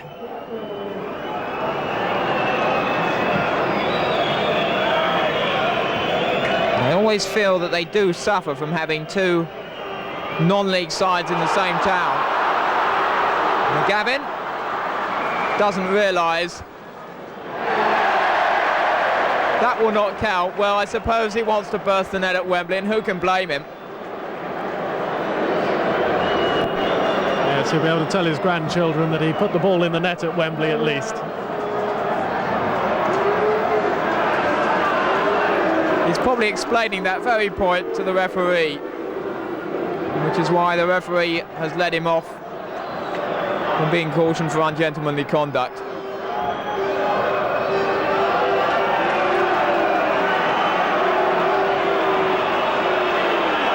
Of course, it's not always easy to hear the whistle. This is Thomas. Play on, says the referee. Colchester try and play their way out of trouble.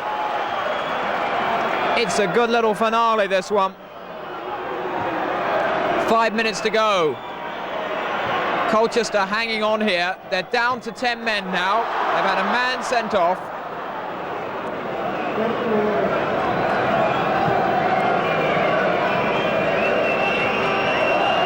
One team has won a cup final here when they were down to 10 men in such a fashion. That was Manchester United.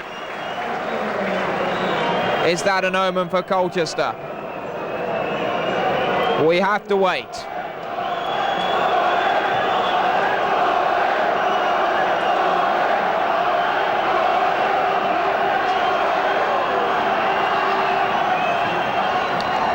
Change the tape.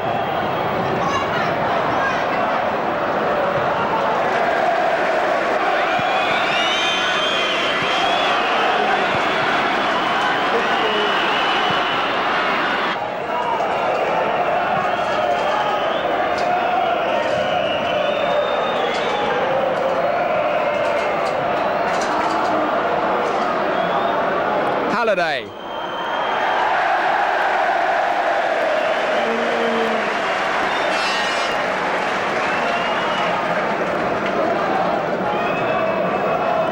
Well, this is going to be a real test of nerves now, this last few minutes, for both sides. Colchester, of course, they're down to 10 men, so they're going to look to hold on, I suppose. But Witton Albion, really, they're going to have to go for broke very shortly. They're going to have to push everyone forward and go for that equaliser.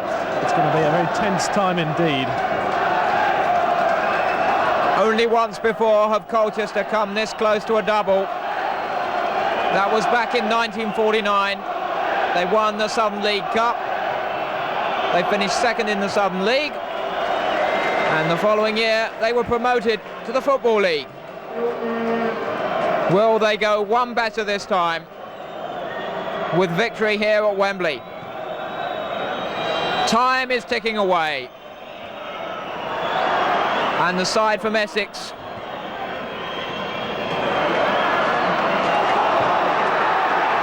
looking to emulate Billericay Town, the other Essex team, to have won here at Wembley.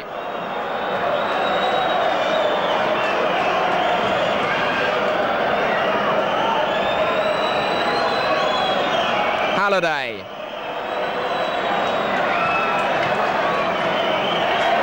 And Connor knocking it out.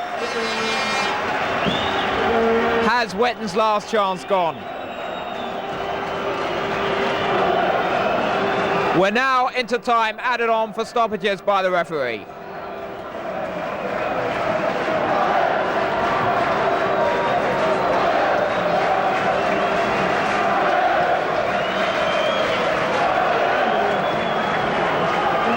Halliday.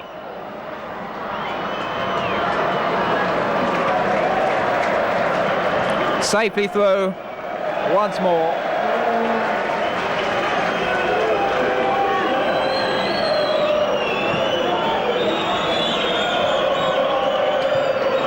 Masters jumping for it, didn't time it. The fatigue got the better of him there. Connor.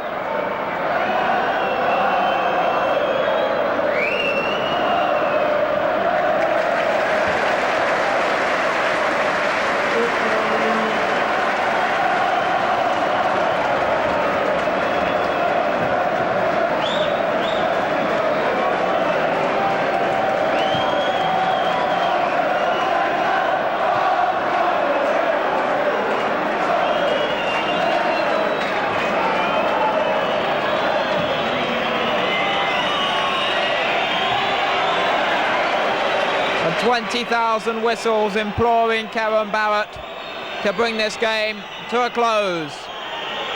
Colchester are so close.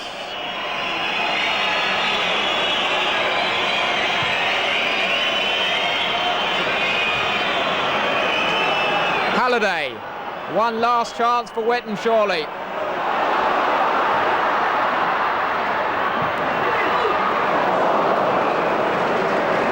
Rose with the shot. It wouldn't have counted. It was offside.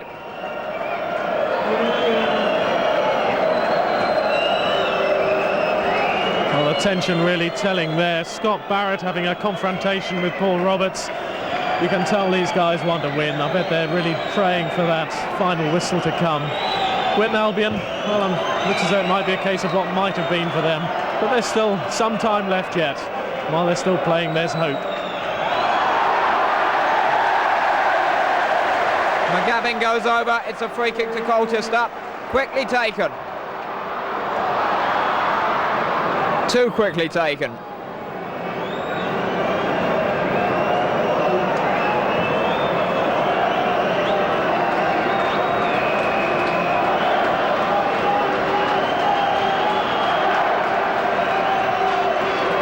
Martin and Warren Donald standing over it.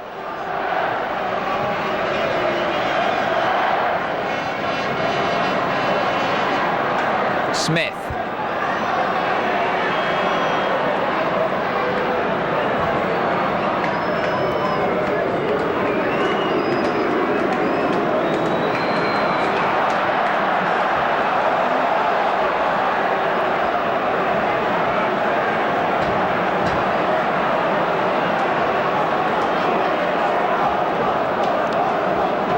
bit of argy-bargy down there. And Mike Halliday and Nicky Smith being told just to cool it, because there's less than a couple of minutes left of this trophy final. And we wouldn't want another sending off.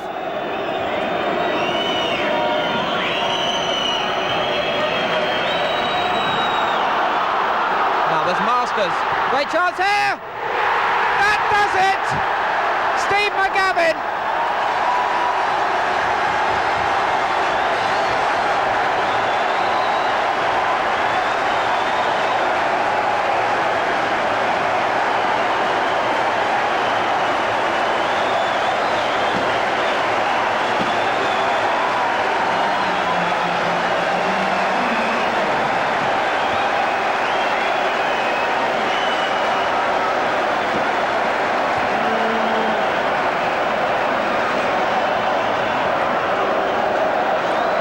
Colchester will win the Pyramid double. Oh, really, Witton Albion threw that away. That was just a terrible lapse of concentration. The free kick not kicked out properly, and they were made to pay very dearly. I think Mike Halliday really was the man who played the Colchester players onside. He didn't move out quick enough after that chat with the referee, and that, again, a lapse of concentration that they've paid very, very dearly for indeed. But my, how the Colchester United fans are enjoying that.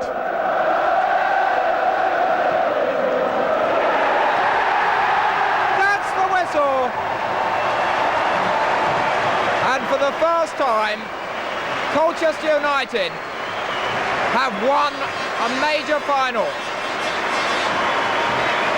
It's been a dream season for them. First the Conference Championship, and now the FA Trophy.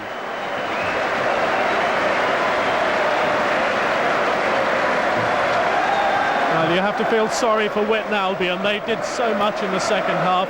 In the first half they were totally outplayed, but for the last 45 minutes they really gave their all. They got a wonderful goal back from Mike Lukovic, and it looked for much of that half as though they might do something really special and pull the game out of the fire.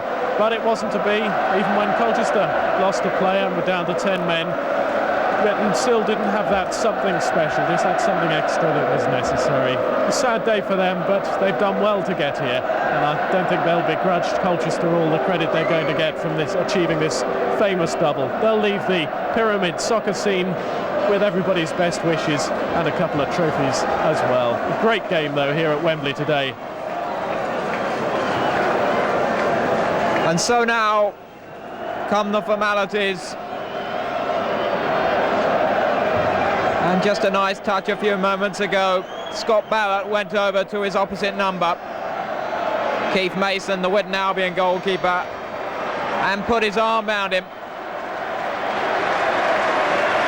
There's the ovation for the Witton Albion team, and my how they deserve it. It's been a great first season in the conference for them.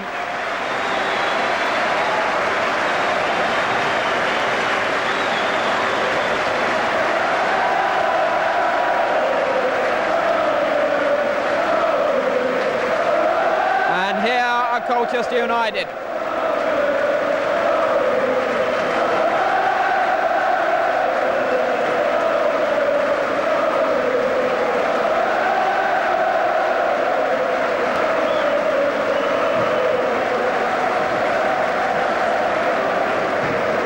Nicky Smith, who scored the second goal that seemed to have killed Witton Albion off. And in a moment, we shall have the presentation of the trophy.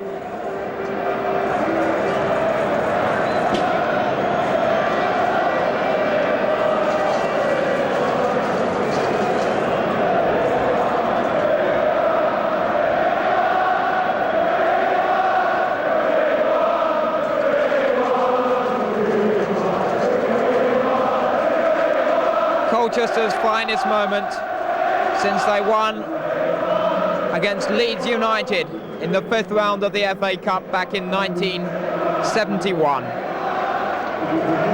They became one of the first teams to be knocked out of this season's FA Cup by penalties. They bounced back in the FA Trophy. And now, as is the tradition these days at Wembley, the losers go up first. Stuart Anderson leading his side up, and how well they played.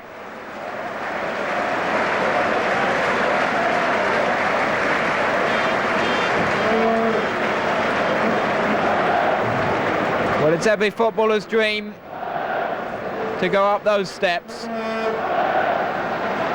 FA officials on the end there joining in the applause. And Bill Abbott, the chairman and managing director of Vauxhall Motors,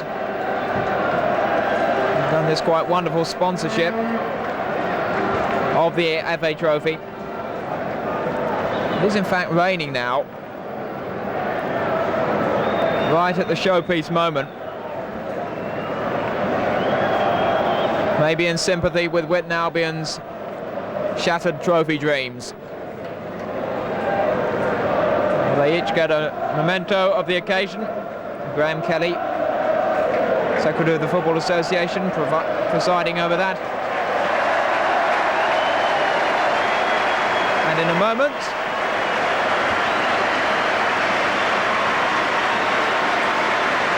there's the FA's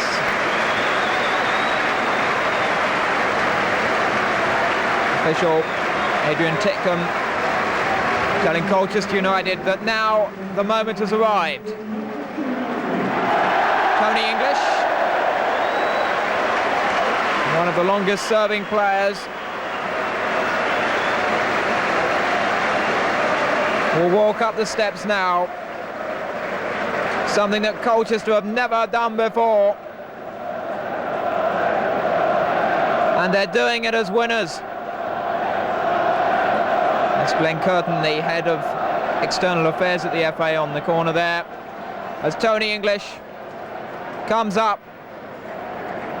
The trophy presented by an American, originally conceived for a competition involving England, Canada and America at football. For the first time, presented by an American, for the first time.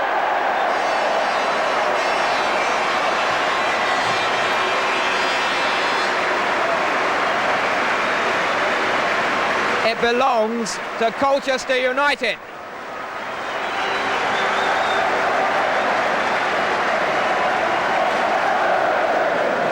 Well, I wonder how many Colchester United fans thought they'd live to see a day like this when they were relegated from the Football League. A tremendous sight here, and a big cheer as the trophy passes down the line of players. I'm sure there'll be quite a few fans in amongst the Colchester United end that are wondering whether it's really worth it going back into the Football League. A little bit of amusement there as the top of the trophy falls off. Scott Barrett enjoying it. I wonder if Colchester United will ever see days like this when they're back in the Football League. A tremendous advert for the pyramid soccer scene this has been today. And just as Liverpool passed the trophy down the line yesterday at the FA Cup final, so Colchester have followed suit. And it's now brought down for the traditional lap of honour, which will be conducted as the rain falls.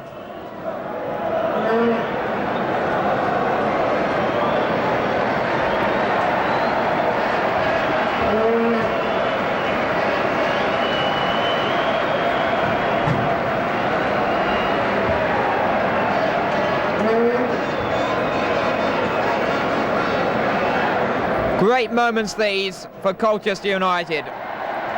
The blue and white ribbons, a tradition first conceived at the 1901 Cup final, when another non-league side, later to achieve greatness in the Football League, won the Little Tin Idol. That was Tottenham Hotspur, they tied the ribbons onto the cup, and the tradition has flourished ever since.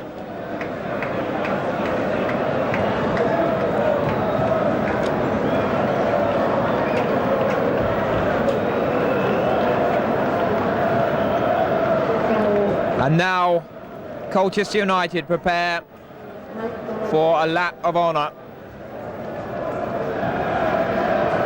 Watching in the crowd, Martin O'Neill, the manager of Wycombe Wanderers, who enjoyed this particular celebration 12 months ago.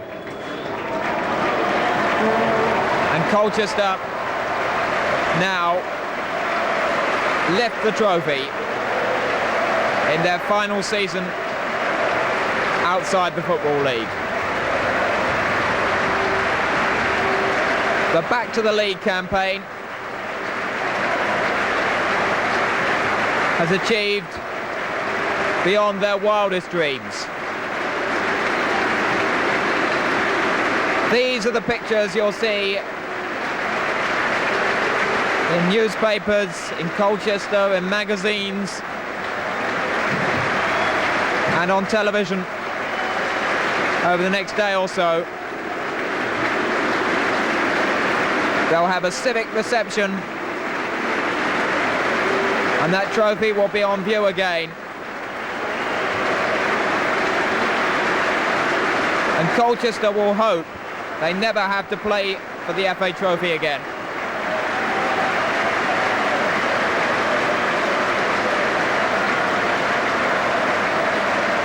There's the phalanx of photographers. It's about silly poses. They'll find a silly hat in a moment. But they are determined to enjoy the moment.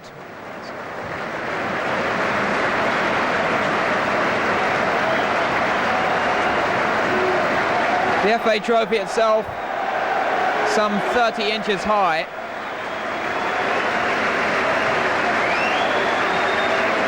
It weighs some 20 pounds, so if you're particularly tired after a hard Wembley final, that's why there are 3 of them there to carry it. It's this moment that you dream about. Well, when Colchester beat Leeds United in 1971, Dick Graham, their manager, vowed that he would climb the walls of Colchester Castle.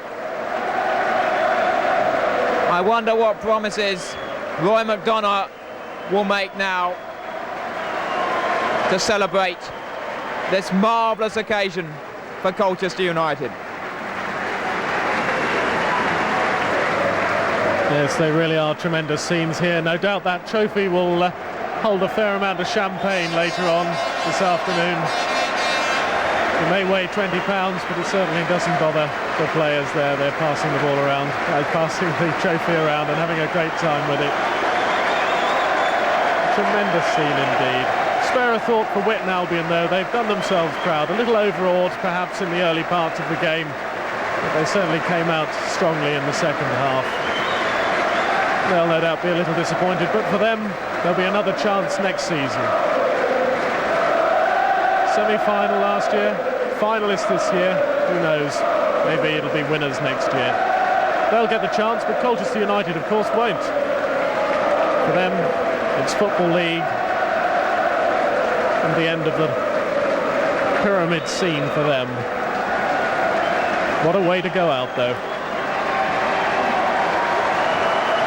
Only Wealdstone before have won the pyramid double. Now Colchester's name will be inscribed in the history books. A run which began at Kingstonians when their goalkeeper Scott Barrett came up in the last few moments with them going out of the trophy to head the ball down and into the path of Tony English, their skipper. Then they beat Merthyr after a replay, then Morecambe, then Telford, then Macclesfield in the semi-final. Convincingly so.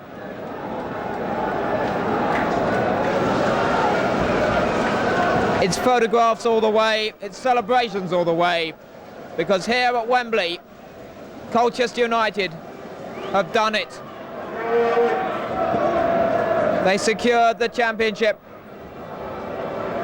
against Barrow last week. They've secured the FA Trophy against WITTON Albion this afternoon. The final score here at Wembley, Colchester United 3, WITTON Albion 1. From this famous old stadium, we leave you with these scenes of Colchester celebrating.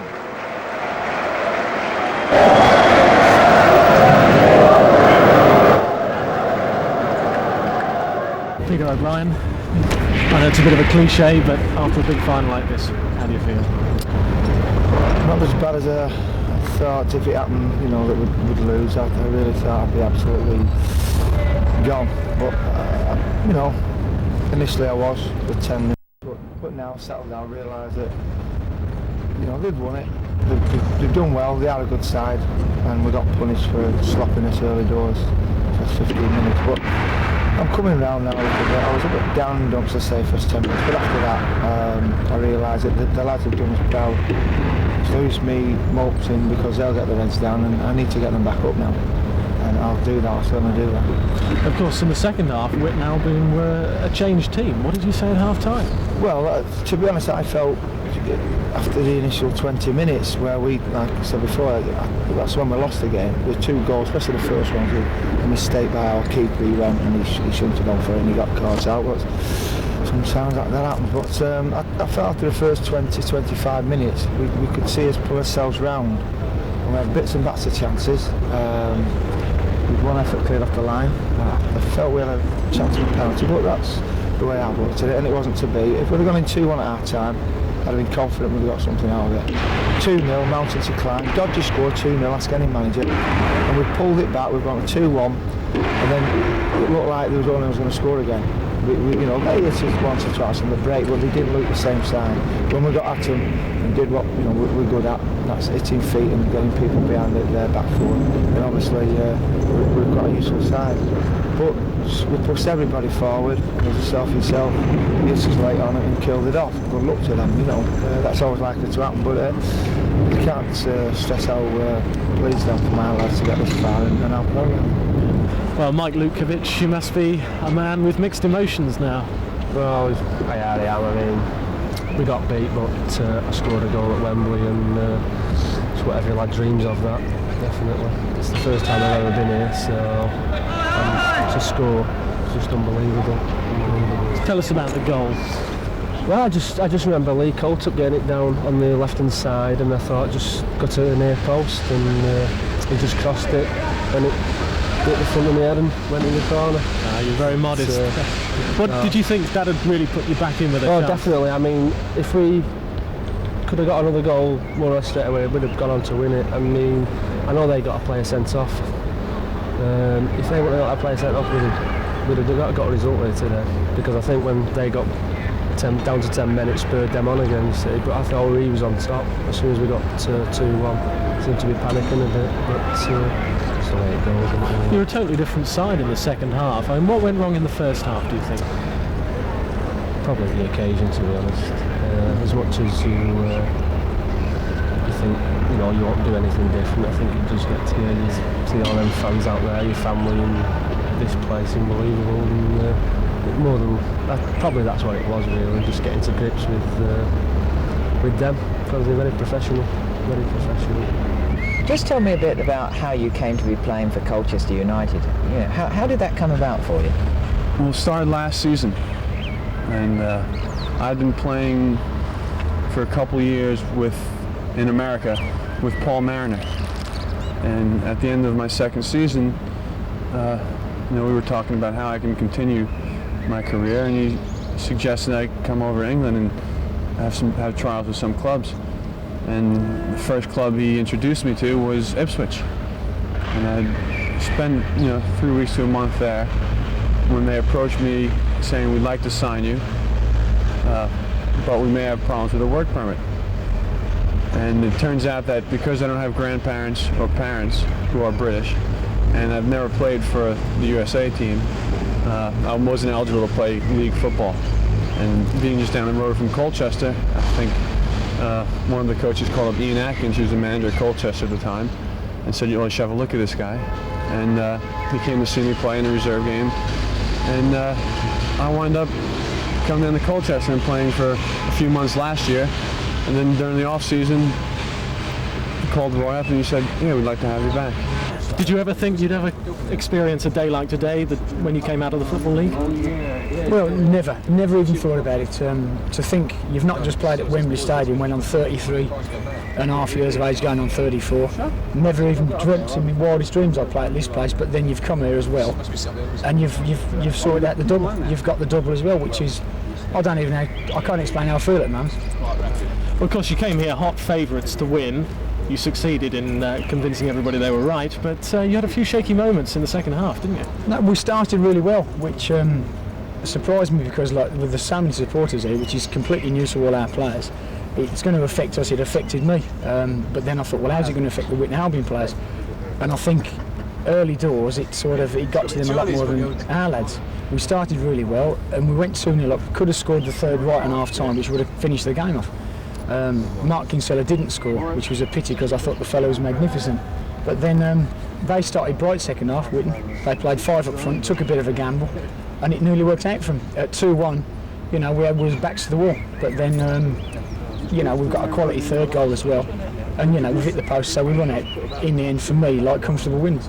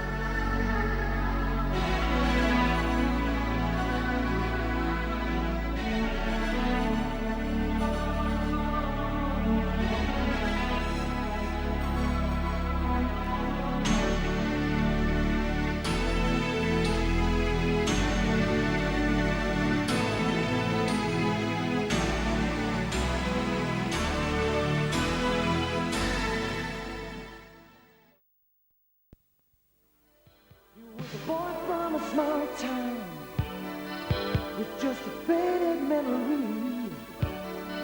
He caught a train to the city and packed in his bags full of dreams. Laying their hearts on the line, two strangers changing time, taking a chance on love. They met in a crowded hallway.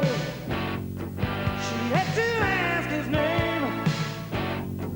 They fell in love in an instant, although it cost her her fame. Set at home in a small town, no more acting out the part. He was a real life Romeo, never to part, never to part.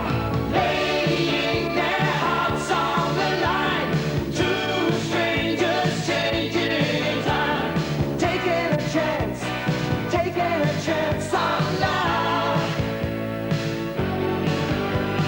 Laying their hearts on the line, two strangers changing time, taking a chance on love. Laying their hearts on the line. Live for the moment, never let it fade away. Remember tomorrow, you'll remember today.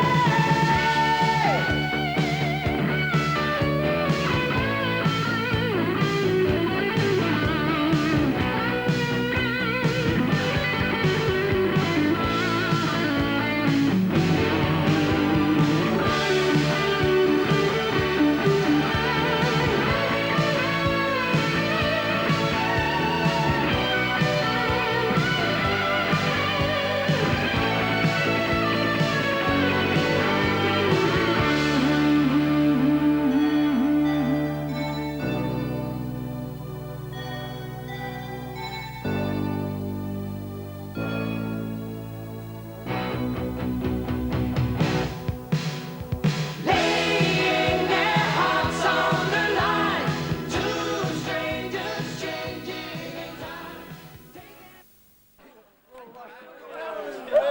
Hey Stevie, you right? Like your ball on his arm. All right, young un.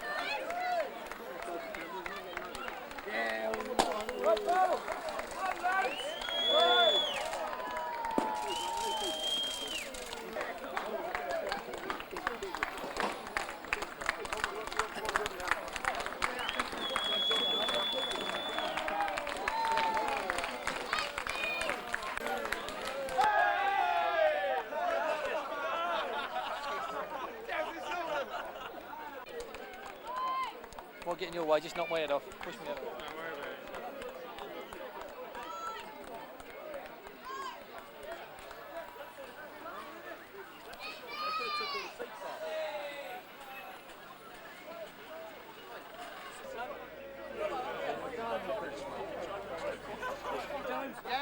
Hey, Eamon, how do you think Fimp's got a new suit?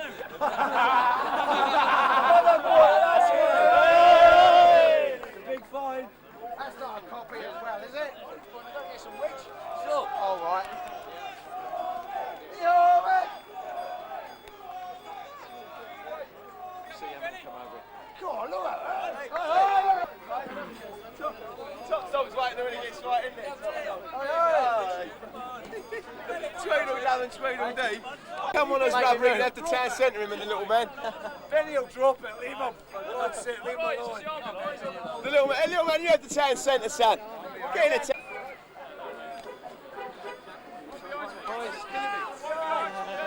Rangers? Rangers? Rangers?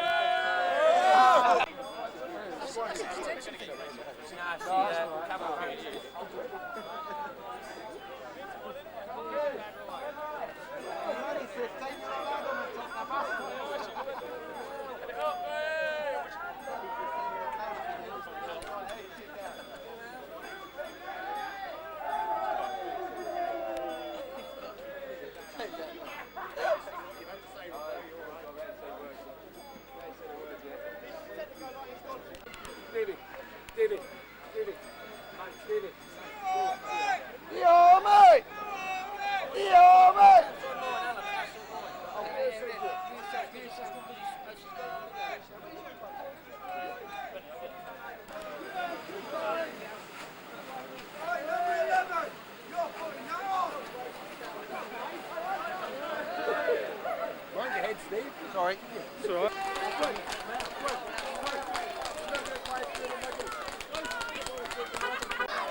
Hey, hang on, hang on.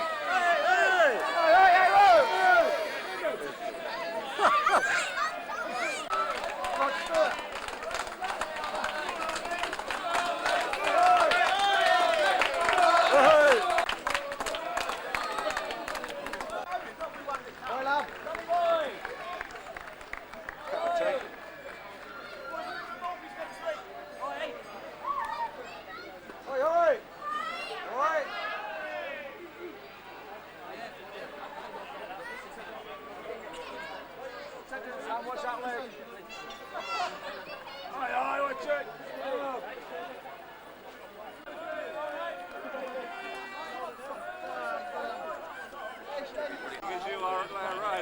If it's Bob Finch's counting, it might be well adrift. Yeah, he's put them in McDonald's at all 11,000. Yeah. Bob Finch has stopped him. There's a bit of a gap through the middle anyway.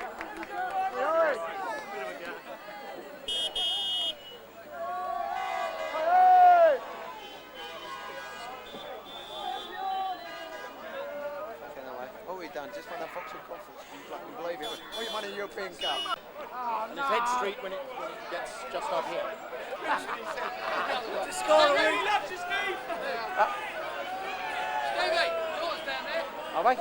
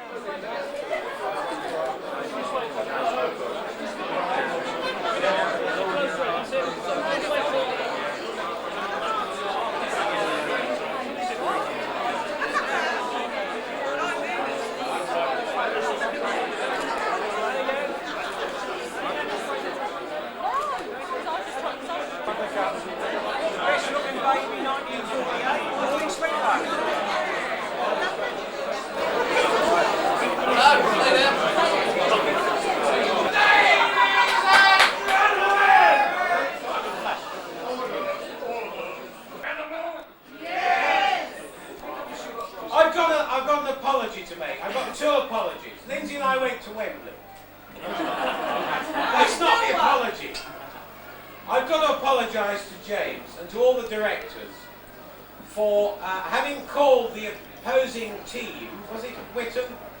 I called them animals. Good job, and that was during the first half. The trouble is that Lindsay's told me that I didn't just call them animals.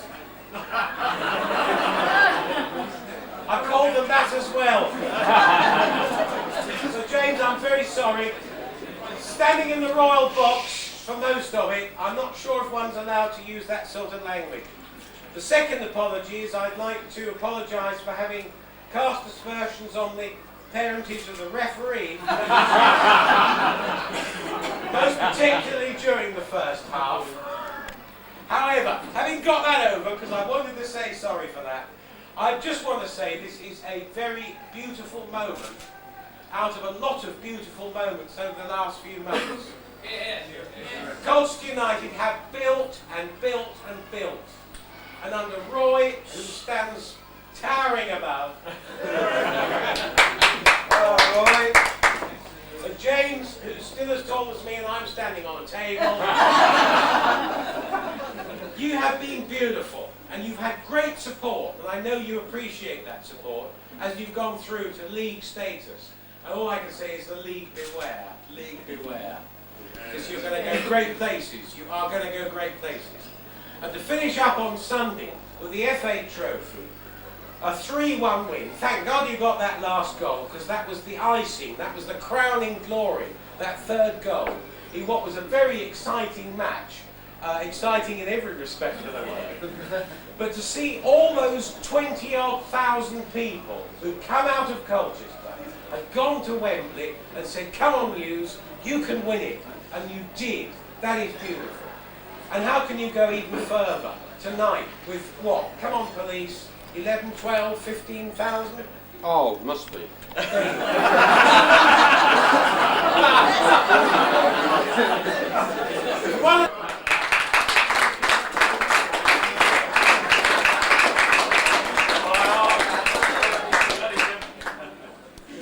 Well, Mr. Mayor, Madam Mayoress, firstly, thank you very much indeed for your marvellous hospitality this evening. It's a great honour to the club to be invited to a civic reception here. The achievements of the last 12 months, I think, have been very much teamwork, not just the marvellous teamwork of the players in a hard season and winning the championship, and in that marvellous day on Sunday winning the trophy for the town, but the teamwork of the whole club. The girls in the office who particularly worked so hard over the last few years.